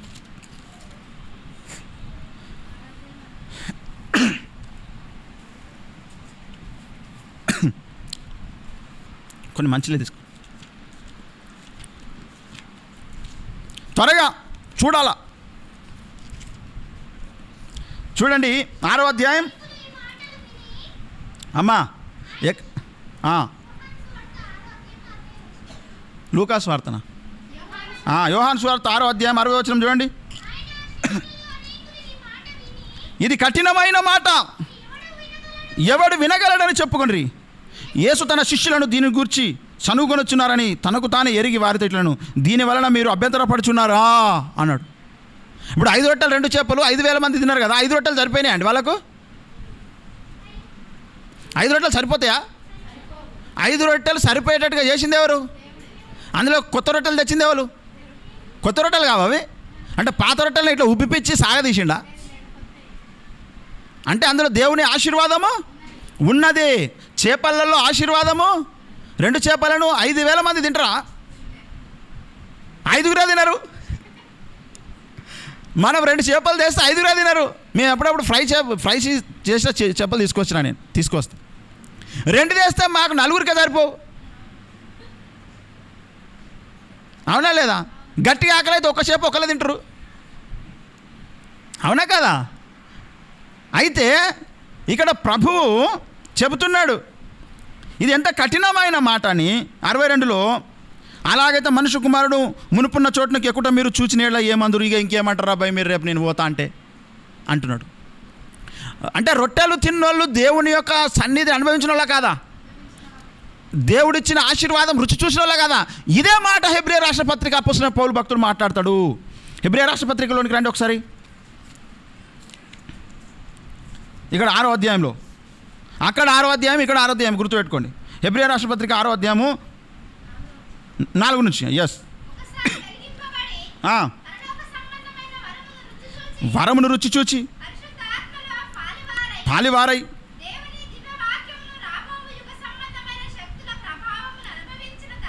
తప్పిపోయిన వారు తమ విషయంలో దేవుని కుమారుని మరలా సిలువ వేయు బాటముగా ఆయనను అవమానపరుచున్నారు కనుక మారు మనసు పొందినట్లు అట్టి వారి మరలా నూతన పరచుట అసాధ్యమును. ఇక్కడ ఇప్పుడు వీళ్ళు రొట్టెలు తిన్నారు కదా, ఇశ్రాయేలులు అరణ్యంలో మన్నాను తిన్నారు. అది పరలోక సంబంధమైందా కాదా? ఇప్పుడు యేసుక్రీస్తు ప్రభు నేను వాక్యము శరీరధారిగా ఈ భూమి మీదకి వచ్చాడు. ఇప్పుడు ఆయననే ఒక అద్భుతం చేశాడు. ఏంటిది? 5 రొట్టెలు 2 చేపలను 5,000 మందికి పంచి ఇచ్చాడు ఆశీర్వదించి. ఇప్పుడు పరలోక సంబంధమైన ఆశీర్వాదమా కాదా? అది పరలోక సంబంధమైన ఆశీర్వాదంగా దేవుడు చేసి ఈ 5,000 మందికి ఇచ్చాడు. వాళ్ళు పురుషులే, ఇంకా స్త్రీలు ఎంతమంది ఉన్నారో వాళ్ళకి ఇచ్చినప్పుడు వాళ్ళు తిన్నారా లేదా? అది యేసిచ్చిన ఆశీర్వాదమేనా కాదా? తిన్న తర్వాత ఇప్పుడు ఆయన ఏమన్నాడు? నా శరీరం తిని నా రక్తం త్రాగండి అన్నాడు. ఇప్పుడు వీళ్ళకి ఏమొచ్చింది? ఇక్కడ అభ్యంతరం వచ్చేసింది. వీళ్ళకేమొచ్చింది? అభ్యంతరం వచ్చేసింది. అభ్యంతరం వచ్చేసి ఇప్పుడు వీళ్ళేమంటే ఇది ఎంత కఠినమైన మాట అన్నారు. ఇది ఎంత కఠినమైన మాట అని వాళ్ళు ఏం చేశారట? అప్పుడు 6వ వచనంలో చూడండి, దేవుని దివ్య వాక్యమును ఇక్కడ చదవాలి మనం. యోహాను సువార్త 6వ అధ్యాయం 62 నుంచి, అలాగైతే మనుష్య కుమారుడు మునుపున్న చోటునికి ఎక్కుట మీరు చూసిన ఏమందరు, ఆత్మయే జీవింపజేయుచున్నది, శరీరం కేవలం నిష్ప్రయోజనము. నేను మీతో చెప్పి ఉన్న మాటలు ఆత్మయు జీవమునై ఉన్నవి, కానీ మీలో విశ్వసించని వారు కొందరు ఉన్నారని వారితో చెప్పాను. విశ్వసించని వారెవరో తన్ను అప్పగింపబోవాడెవడో మొదటి నుండి యేసుకు తెలియను, మరియు ఆయన తండ్రి చేత వానికి కృప అనుగ్రహింపబడకుంటే ఎవడును నా యొద్దకు రాలేడని ఈ హేతువును బట్టి మీతో చెప్పితున్నాను. అప్పటి నుండి ఆయన శిష్యులలో అనేకులు వెనుక తీసి మరి ఎన్నడూ ఆయనను వెంబడింపలేదుగా. అనేకులు వెనకంజ వేసి మళ్ళీ ఎన్నడూ రాలేదుగా ఆయన దగ్గరికి. యేసుప్రభు ఉన్నాడు కానీ రాలేదు, వెళ్ళిపోయారు. యేసుప్రభు దగ్గరికి ఎంచి వెళ్ళిపోయారు. కాబట్టి యేసు మీరు కూడా వెళ్ళిపోవాలని ఉన్నారా అని 12 మందిని అడిగాడు. అంటే అందులో ఒకడు పోను అనడు, ఉండడు, ఆయననే అమ్మిండు.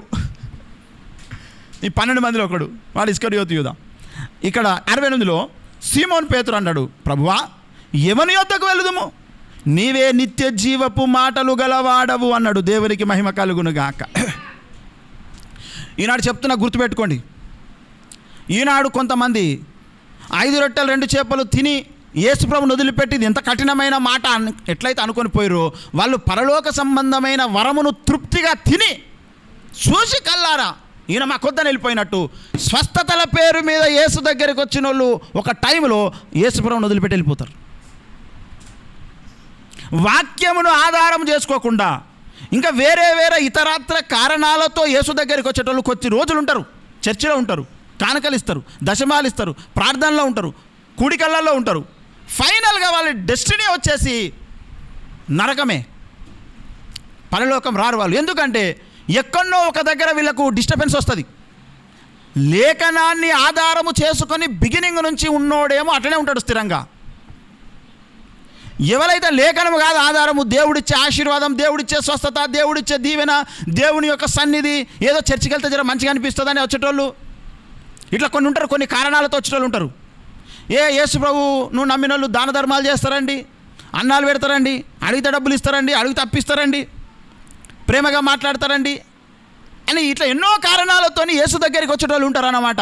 అలా వచ్చిన వాళ్ళు వానికి ఒక టైం వస్తుంది, ఆయన శరీరం తిని ఆయన రక్తము త్రాగాలి అనే మాట వచ్చినప్పుడు వాడు వెనుకంజ వేసి మరెన్నడు రాడిగా. ఈనాడు చాలామంది యేసు శరీర రక్తాలను తిని త్రాగమంటే అమ్మో దాన్ని తినొద్దు అంటున్నారు. యేసు ప్రభు ఏమన్నాడు? నా శరీరం తిని నా రక్తం త్రాగిన వానికి నిత్య జీవం అన్నాడు ఆయన.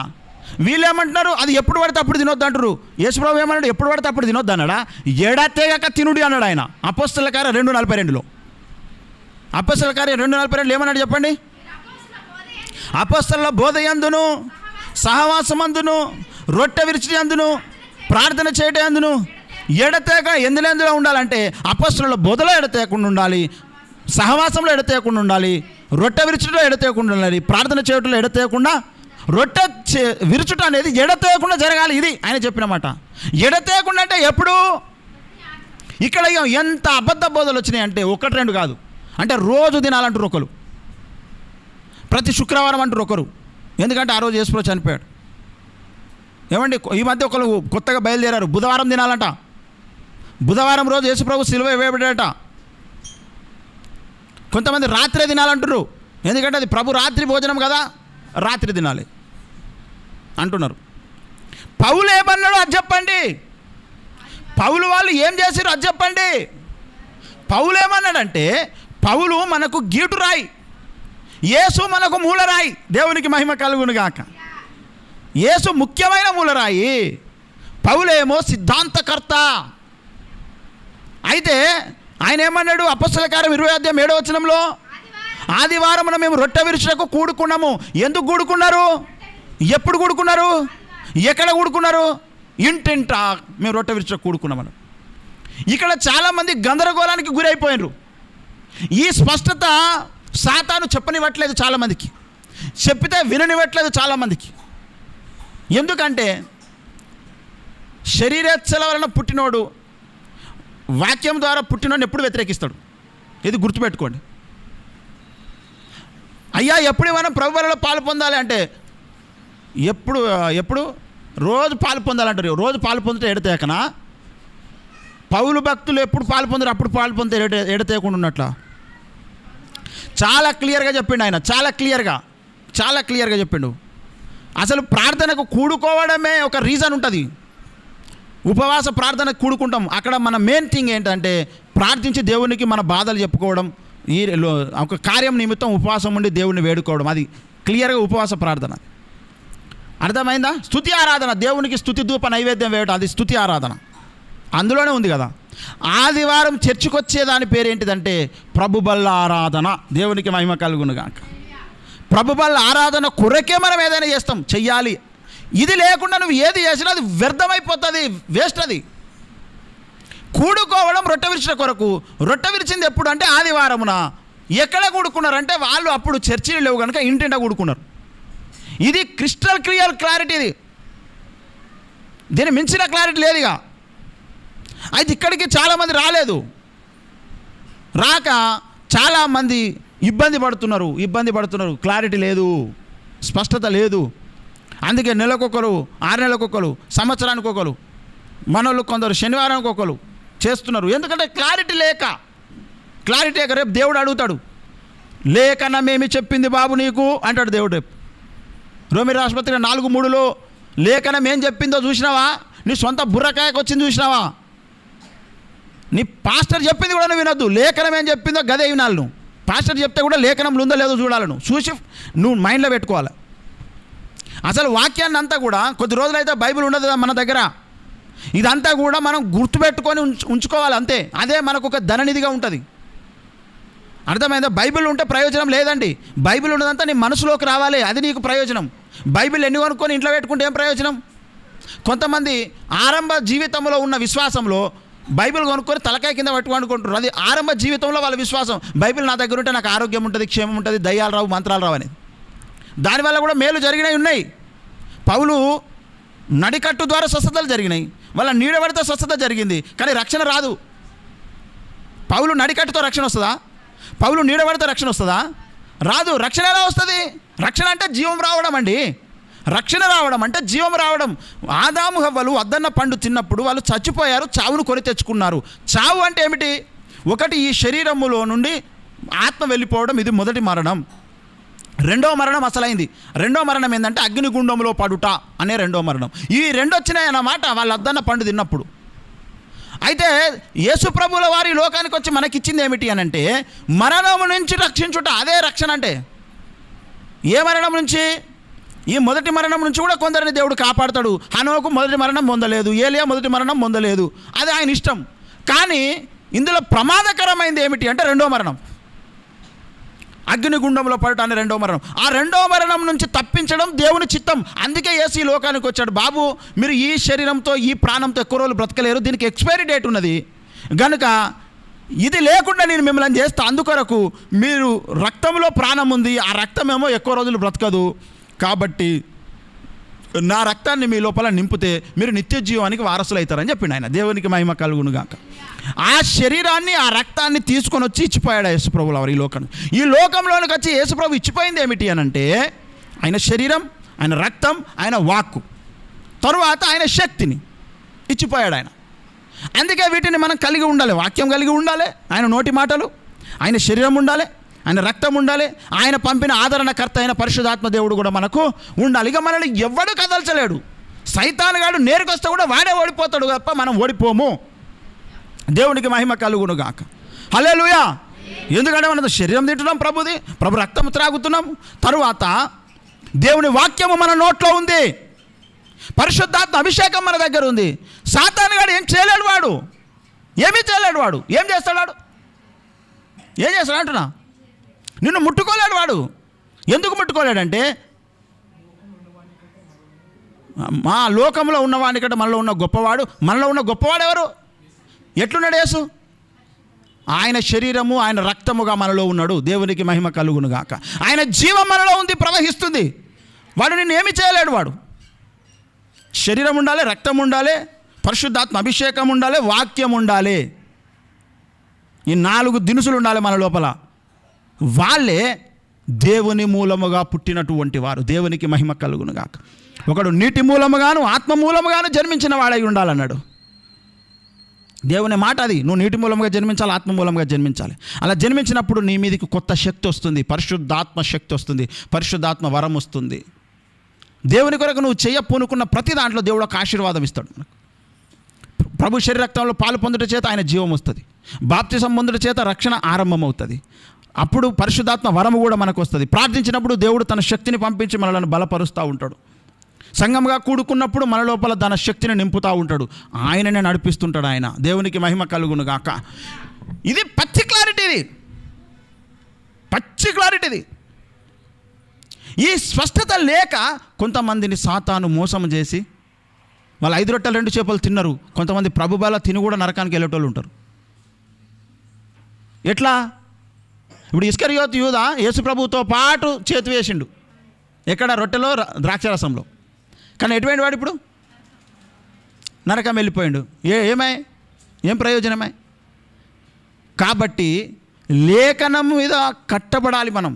లేఖనం చాలా ముఖ్యము. లేఖనమే ముఖ్యం. లేఖనం ముఖ్యం, మిగతా అన్ని కావు. అవన్నీ కూడా యేసు దగ్గరికి నడిపించడం కొరకు ఒక భయానలాగా, యేసు దగ్గరికి నడిపించడం కొరకు ఉన్నటువంటి విషయాలు అవి. కాబట్టి ప్రియులారా, మనలో స్వతహాగా ప్రేమ పుడుతుంది, దేవుని రాజ్యంను గురించి ఆసక్తి పుడుతుంది, అందరినీ గౌరవించాలి అనేటువంటి ఉద్దేశం మనలో ఉంటుంది. ఎవరైతే యేసు వైపున ఉన్నాడో, యేసు ఎవనిలో ఉన్నాడో అని. కొంతమంది ఉంటారు నిర్హేతుకంగా ద్వేషం ఉంటుంది మన లోపల, కారణమే ఉండదు. ఇలాంటి వారిని కొందరిని చూశాను నేను, నా లైఫ్లో ఎదురయ్యారు. నేను అనుకున్నా, ఆహా దేవుడు నన్ను దావీదు స్థాయికి హెచ్చించాడు అనుకున్నాను నేను. దేవునికి మహిమ కలుగును గాక. మరి రీసెంట్గా ఒక కాలనీ ఏర్పాటు చేసినాం కదా, ఏర్పాటు చేస్తే అలా ఇద్దరు మన హౌస్ డెడికేషన్ చేసుకురు.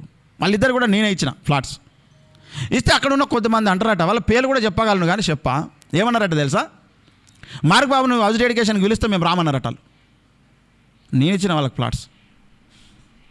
మార్క్ బాబును పిలిస్తే మేము రాము నీ హౌస్ డెడికేషన్ అన్నారట. అని నన్ను పిలవలేదు. ఇప్పుడు వాళ్ళని నేనేమన్నా, నాకు అర్థమైంది, ఓహో ఇది నిర్హేతుక ద్వేషం, ఇది కారణం లేని ద్వేషం ఇది. ఎందుకు వాళ్ళు ఆయన వస్తే మీకు ఏమవుతుంది అంటే, రావద్దు అంతే, వాళ్ళు వస్తే ఆయన వస్తే మేము రామంతే. ఎందుకు అడగకు. అప్పుడే అనుకున్నా, ఓహో ఇది నిర్హేతుక ద్వేషం అంటే దావీదులాగా అయిపోయినన్నమాట, నేను యేసుప్రభులాగా అవుతున్నానన్నమాట నేను. కారణం లేని ద్వేషం అది, కారణం లేని శత్రుత్వం అది. కారణం ఉంది ఆ శత్రుత్వానికి? కారణంలే. ఎందుకు బాబు ఆయన అంటే ఎందుకు అంత మీకు ఇష్టం చెప్పండి అంటే, అవన్నీ అడగకు నువ్వు, అటువంటి ఏం కారణాలు లేవు, మాకు ఇష్టం లేదంతే. ఇటువంటి ద్వేషం ఉంటుంది ఈ లోకంలో. నేను ఎక్స్పీరియన్స్ అయినా, దావీదు ఎక్స్పీరియన్స్ అయ్యిండు, యేసుప్రభు ఎక్స్పీరియన్స్ అయ్యిండు, నువ్వు కూడా ఎక్స్పీరియన్స్ అవుతావు. గమనించు లోకాన్ని. ఈ లోకంలో అలాంటి చీకటి ఉంది. ఆ చీకటినే వెలుగు అనుకొని బ్రతుకుతున్న మనుషులు ఉన్నారు.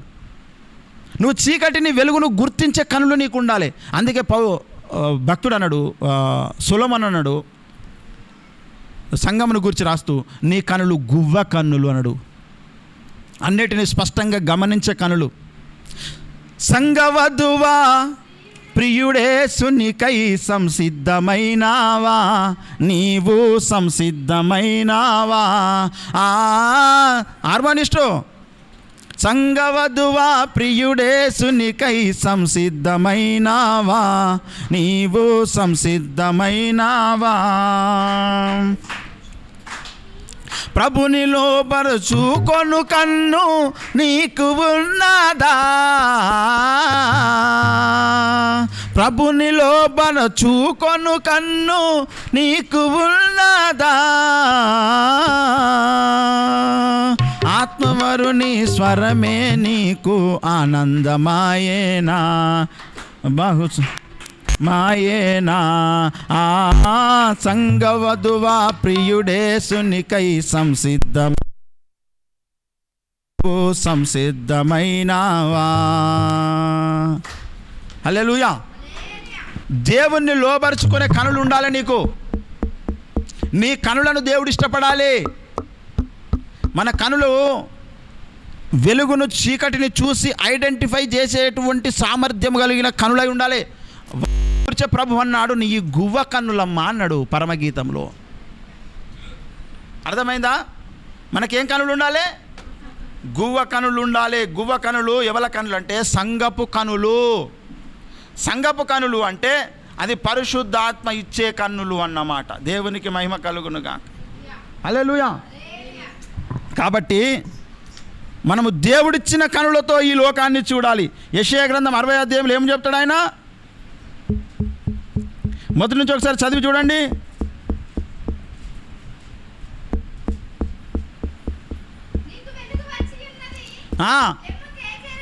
నీకు వెలుగు వచ్చింది లెమ్ము, లోకమంతా కట్టిక చీకటి కమ్ముకొనుచున్నది. వెలుగు వచ్చింది నీ దగ్గరికి, చూస్తున్నావా? ఏంటిది వెలుగు? అది వాక్యము అనే వెలుగు. దేవునికి మహిమ కలుగును గాక. నీ దగ్గరికి వాక్యం వచ్చింది. వాక్యమును, డూప్లికేట్ వాక్యమును సైతాన్ తీసుకొని వస్తాడు. అది చీకటి. ఆ చీకటి గొప్పది అంటాడు మత్తయి సువార్తలో. వాడు బుద్ధిమంతుడు బండ మీద ఇల్లు కట్టుకున్నాడు, బుద్ధిహీనుడు ఇసుకలో ఇల్లు కట్టుకున్నాడు, దాని పాటు గొప్పది అని చెప్పబడింది. మరి పరమగీత 1వ అధ్యాయము 15వ వచనం చూడండి. నా ప్రియురాలా నువ్వు సుందరివి, నీ కన్నులు గువ్వ కన్నులు అన్నాడు. ఏం కన్నులు? గువ్వ కన్నులు అంటే వెలుగును చూసే కళ్ళు అవి. చీకటిని చూసి ఇది చీకటి అని గుర్తుపట్టే కళ్ళు, వెలుగును చూసి ఇది వెలుగు అని గుర్తుపట్టే, చీకటిని వెలుగని వెలుగును చీకటి అనేటువంటి కళ్ళు ఉంటాయి. ఆ కళ్ళు మనకు ఉండొద్దు. వెలుగును వెలుగు అనే కళ్ళు, చీకటిని చీకటి అనే కళ్ళు మనకు ఉండాలి. దేవునికి మహిమ కలుగును గాక.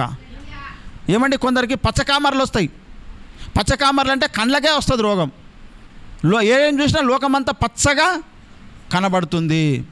అయితే మన కళ్ళకు పరిశుద్ధాత్మ శక్తి, దేవుని యొక్క జీవం ఉంటుంది కనుక మన కళ్ళు ఎప్పుడు పచ్చగా చూడాయి, వెలుగును వెలుగుగా చూస్తాయి, చీకటిని చీకటిగా చూస్తాయి. చూడాలి అట్లనే. దేవునికి మహిమ కలుగునుగా.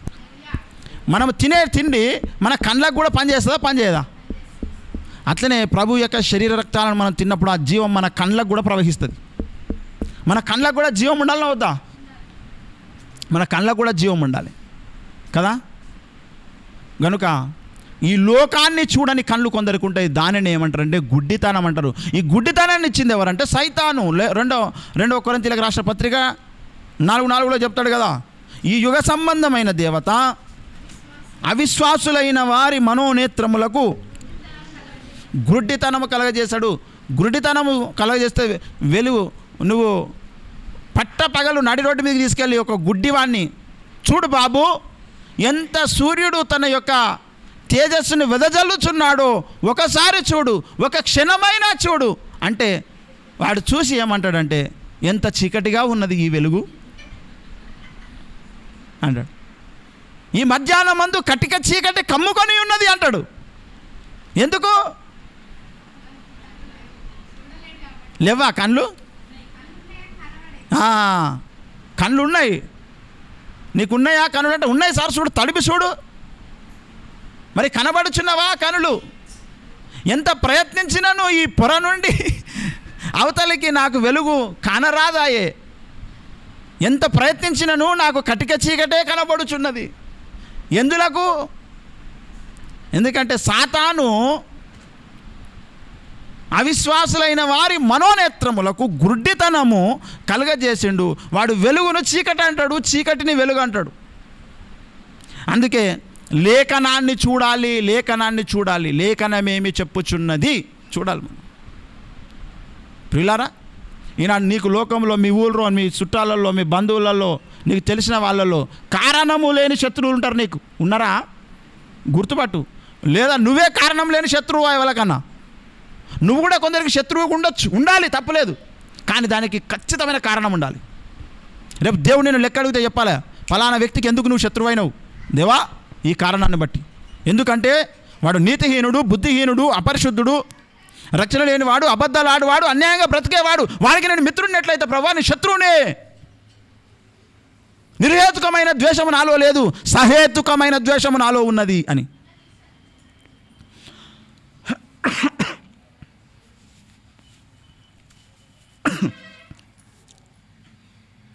ఏమండి, ద్వేషం ఉండదా భక్తుల్లో? ఉంటుంది.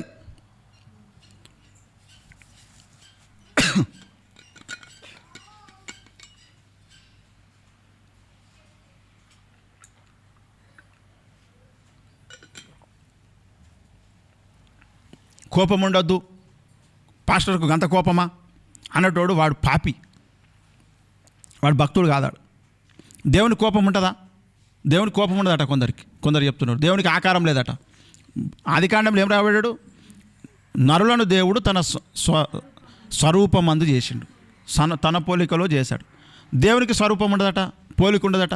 ఆయన పోలికలోనే మనుషులను చేసే, ఆయనకు పోలిక లేకపోవడం ఏంటి? మనం ఒక ఛాయ, అసలైన పోలిక దేవుంది. అర్థమైందా? కాబట్టి మరి దేవునికి కోపం ఉంటుందా అంటే సైతానం చూసి దేవుడు కోపపడుతున్నాడు లేదా? పో సైతానా అని కోపంతో అన్నాడా? పో సైతానా అన్నాడా? ఏమని? కోపం ఉంటుంది. పాస్టర్ కోపం రావచ్చు అంటే కోపం పాస్టర్కి రావాలి. న్యాయమైన కోపం, అసలైన కోపం పాస్టర్కి వస్తుంది, నిజమైన భక్తులకే వస్తుంది. నీది సరైన కోపం కాకపోతే దేవుడు నేను లెక్క అడుగుతాడు. నీ కోపం సరైనదే అయి ఉంటే దేవుడు నేను శభాష్ అంటాడు. అర్థమైందా? కాబట్టి మరి ఇలాంటి సమయంలో మనం ఏం చేయాలండి? ఆఖరికి వచ్చేసిన నేను. ఇలాంటి సమయంలో మనం ఏం చేయాలి ఏమండి? ఒకసారి దావీదును ఒకడు ఘోరంగా తిడుతుంటాడు.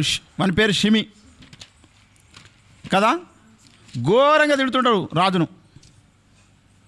మరి అప్పుడు ఆయన ఏం చేయాలి?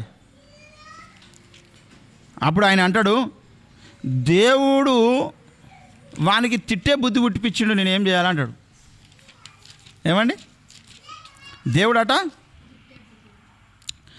వాడికి తిట్టే బుద్ధి పుట్టిపించిండు, ఇక మరి తిట్టని వాడు మరి ఏం చేయాలి నేను అంటాడు కదా. అట్లా కొన్నిసార్లు దేవుడు ఏం చేస్తాడో తెలుసా? ఇక ఆఖరి మాటలు చెప్తున్నా, ఆఖరి మాటలు. కొంతమందిని మనలను తిట్టేటట్టుగా దేవుడు వాడుకొని మనలను పరీక్షిస్తుంటాడు. అర్థమవుతుందా? మన శరీరానికి ఏమేమి అవసరమని చెప్పిన స్టార్టింగ్లో అన్ని రకాల కూరగాయలు, అన్ని రకాల దినుసులు, మసాలాలు అవసరం. కాకరకాయ రసం, చేదు, పులుపు, ఉప్పు, ఒగరు మన శరీరానికి అవసరం కదా. అట్లనే కొన్నిసార్లు మనం తిట్టులు పడుడు అవసరము. అదేంటి సార్, ఇదేంటి సార్ ఇట్లుంది అంటే, యేసుప్రభు తిట్ల పడ్డా? సిలువకు అప్పగించబడినప్పుడు పడలేదు చెప్పాలి మీరు తొందర. పడ్డాడు. దావీదు పడ్డా? దానియేలు పడ్డా? షద్రక్ మేషక్ అబేద్నెగోలు పడ్డా? పౌలు పడ్డా? మన జీవితంలో కొన్నిసార్లు మనం తిట్టులు పొందడము అవసరము. అవి పెట్టి కూడా దేవుడు మనలను ఏం చేస్తాడంటే పరీక్షిస్తాడు.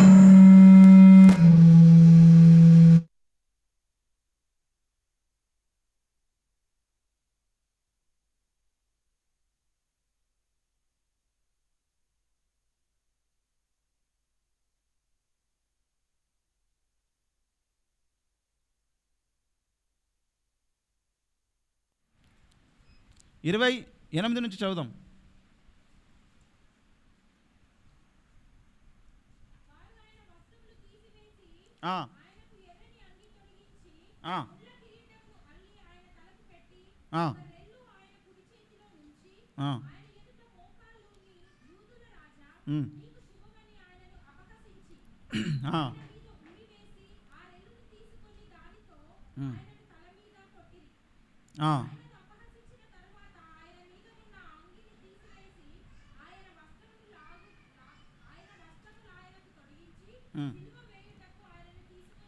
యేసుప్రభు మీద ఏం చేసిరట?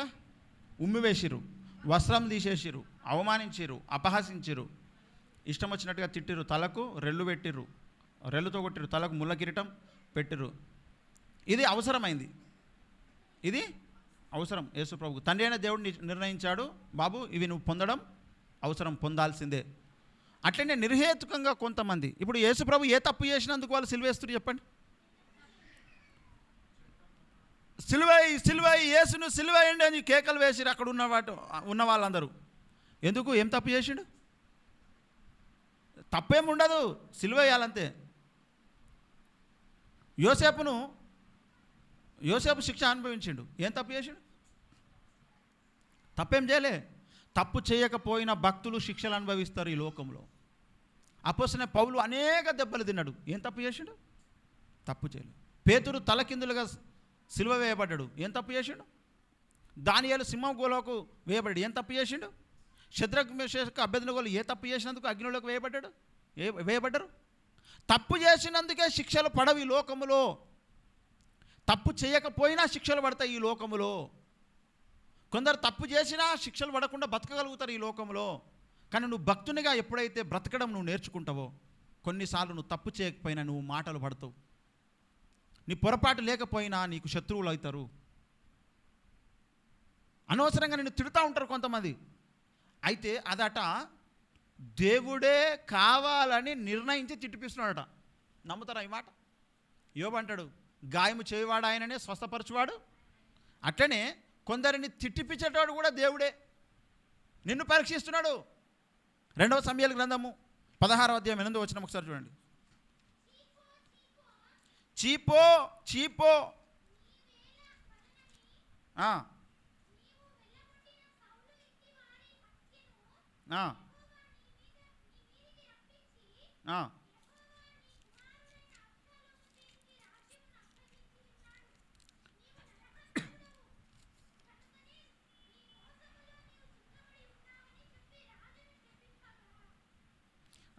ఏం చేశాడట రాజును ఏం చేశాడు ఆయన? శపించిండు అట. ఆ,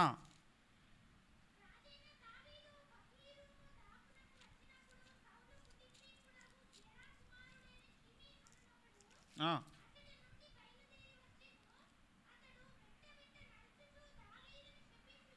ఉమ్,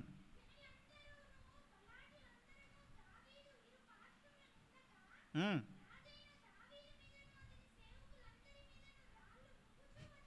వాడు ఏం చేశాడు? రాళ్ళు రువ్వుచి వచ్చాడు. ఈ షిమి నరహంత కూడా దుర్మార్గుడా, చీపో చీపో, నీవేళ వలననే నీవు వెళ్ళగొట్టిన సౌలు ఇంటి వారి హత్యను యెహోవా నీ మీదకి రప్పించి అని అంటున్నాడు. ఏమంటున్నాడు? చీచీ కొడుతున్నాడు దావీదును. దానికి దావీదు ఏమంటాడు? 10వ వచనం చూడండి. అందుకు రాజు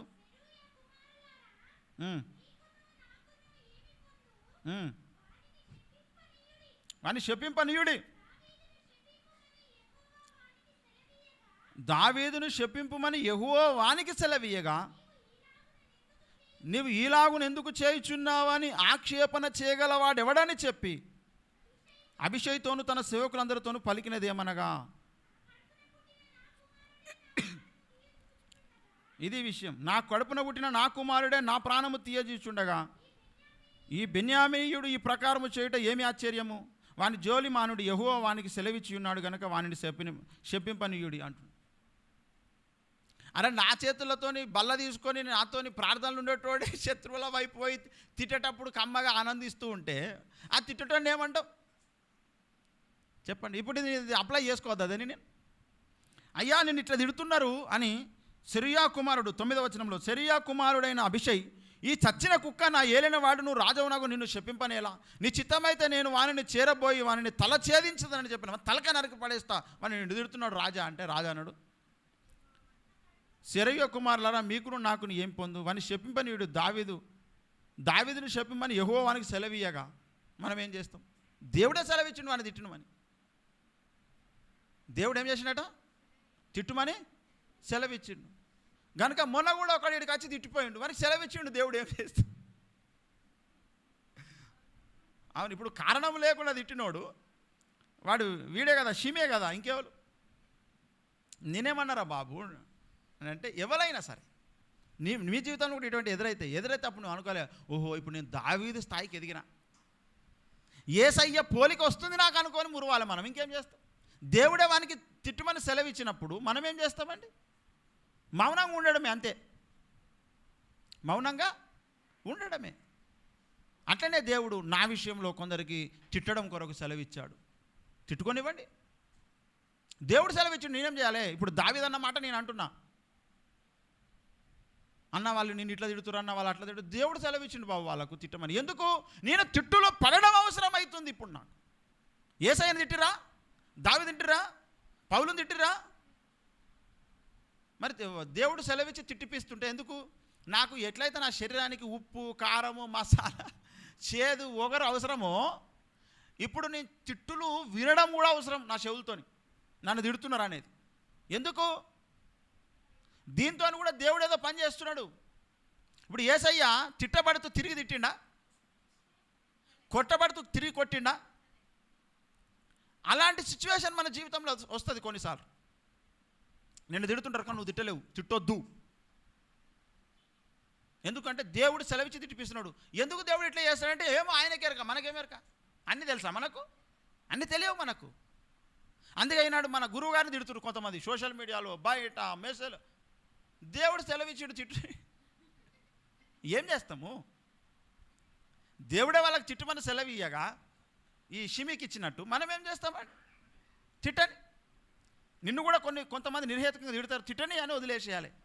అప్పుడు ఏం జరుగుతుంది సార్ మరి తిట్లు పడితే అంటే, దేవుడు కొంతమందికి తిట్టుమని సెలవిచ్చి నిన్ను తిట్టిపిచ్చి నువ్వు తిట్టులు పడ్డందుకు, తిరిగి నువ్వు తిట్టనందుకు నీకు బహుమానం ఇవ్వాలనుకుంటున్నా ఆయన.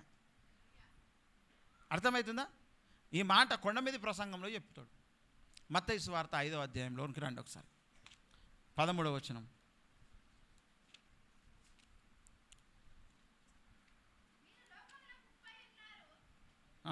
11 సార్. నా నిమిత్తము జనులు మిమ్మును నిందించి హింసించి మీ మీద అబద్ధముగా చెడ్డ మాటలెల్లా పలుకున్నప్పుడు మీరు ధన్యులు, సంతోషించి ఆనందించుడి, పరలోకమందు మీ ఫలం అధికమగును. ఇలాగున వారు మీకు పూర్వమందున్న ప్రవక్తలను హింసించారు. ఓహో, నేనే కాదండోయ్, నాకంటే ముందున్న ప్రవక్తలందరూ ఇట్లా తిట్టిరట. అంటే నేను ప్రవక్తల లెక్కల్లోకి వస్తున్నా. ఈ తిట్టులు పడుతుంటే దేవునికి మహిమ కలుగును గాక. తిట్టులు పడ్డ ప్రవక్తలలో నేను ఎక్కుతున్నా, నా పేరు ఎక్కుతుంది. తిట్టులు పడ్డ భక్తులలోకి నా పేరు ఎక్కుతుంది.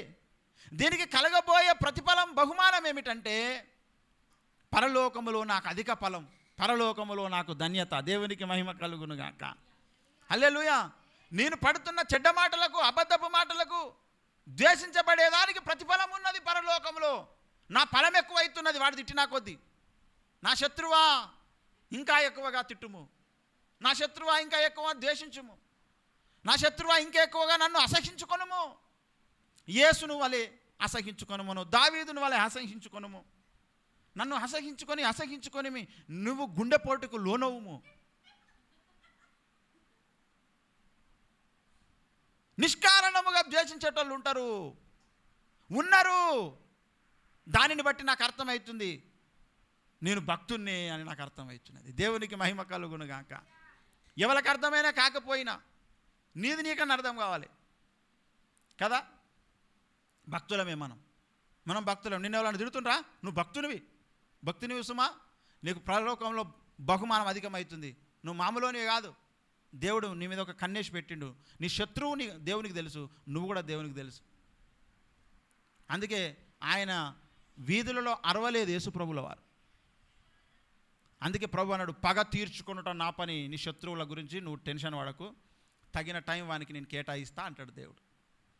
అందుకే తిట్టినోని బట్టి మనం ఏం చేయాలి? నువ్వు భక్తుని అయితే తిడతారండి, నువ్వు భక్తుని కాకపోతే వాడటువంటి అయితే వాడంటువంటివే నువ్వు అనుకో, నిన్ను తిడతాడు వాడు.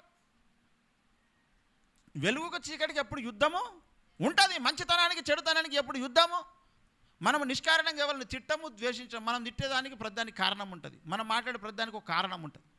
వాళ్ళకి ఎలాంటి కారణాలు ఉండవు. అందుకే దాని పేరేమిటి? చీకటి, ద్వేషము. అర్థమైందా? కాబట్టి ఎవరైనా మిమ్మల్ని తిట్టి, అవమానించి, అవహేళన చేసి బాధపడకండి. దేవుడే వాళ్ళకి అవకాశం ఇచ్చాడు, నువ్వేం చేస్తావు? మరి దేవుడు నీకు ఇచ్చేది ఏంటిదంటే బహుమానం ఇస్తాడు వాళ్ళు తిట్టినందుకు. అందుకే వాళ్ళు తిట్టాలి. తిట్టినందుకు కొంత బహుమానం పరలోకంలో నీకు ఇవ్వాలంటే వాడు తిడుతూ ఉండాలి, నువ్వు సైలెంట్గా ఉండాలి, అప్పుడు నీకు బహుమానం ఇవ్వాలి. ఆ కారణాన్ని బట్టి ఇస్తాడు దేవుడు బహుమానం. అందుకే దేవుడు కొంతమందికి తిట్టేటట్టుగా వారికి అవకాశం ఇస్తాడు. ఆ అవకాశాలు దేవుడు మనకు విలువైన బహుమానాలుగా మారుస్తాడు. దేవునికి మహిమ కలుగును గాక. హల్లెలూయా, బోలో యేసు ప్రభురాజ్కి. తిట్టులు పడదామా వద్దా? తిట్టులు పడతారా వద్దా? పడదామా వద్దా? తిట్టులు పడండి, తిట్టులు పడండి. దేవుడు మిమ్మల్ని దీవిస్తాడు. తిట్టులు పడండి. ఏమండి? అందుకే అంటాడు చూడండి, 1 పేతురు పత్రిక 3వ అధ్యాయం 13వ వచనంలో, 1 పేతురు పత్రిక 3వ అధ్యాయం 13వ వచనంలో చూడండి, మీరు మంచి విషయంలో ఆసక్తి గలవారైతే మీకు హాని చేయవాడేవాడు. మీరు ఒకవేళ నీతి నిమిత్తము శ్రమపడినాను మీరు ధన్యులే, వారి బెదిరింపునకు భయపడకుడి, కలవరపడకుడి అన్నాడు. మీరు ఒకవేళ నీతి నిమిత్తం శ్రమపడినాను మీరు ధన్యులే. మీరు ఒకవేళ నీతి నిమిత్తమే శ్రమ పడితే మీరు ధన్యులు అన్నాడా లేదా? అన్నాడు. కనుక మరి ఒకసారి 17వ వచనంలో, దేవుని చిత్తం అలాగున్న ఎడల కీడు చేసి శ్రమపడట కంటే మేలు చేసి శ్రమపడటయే బహు మంచిది. ఏలయనగా మనలను దేవుని యొద్దకు తెచ్చుటకు ఆ నీతిమంతుల కొరకు నీతిమంతులైన క్రీస్తు శరీర విషయంలో చంపబడి, ఆత్మ విషయంలో బ్రతికింపబడి, పాపముల విషయంలో ఒక్కసారి శ్రమపడెను. గనుక ప్రియులారా, మనం కూడా కొన్నిసార్లు శ్రమ పడతాం, కొన్నిసార్లు మనం అనారోగ్య బారిన పడతాం, కొన్నిసార్లు మనం అపనిందల బారిన పడతాం. వీటన్నిటి వెనకాల దేవుడు మనకు బహుమానం ఇస్తాడు. ఇవన్నీ మనం పొందాలనేది దేవుని ప్రణాళిక అయి ఉన్నది. దాని నుంచి ప్రవక్తలందరూ ఈ వరుసలోనే వచ్చారు, అదే వరుసలో భక్తులందరూ ఉంటారండి. కాబట్టి ఆ భక్తిలోనే మనం కొనసాగడం కొరకు మనం అందరం కూడా ఒక మాట తీర్మానించుకుందాం. దేవుని దగ్గర సరి చేసుకుందాం. దేవుడు అట్టి కృప మనకు దయచేయును గాక. ప్రార్థించుకుందాం రండి.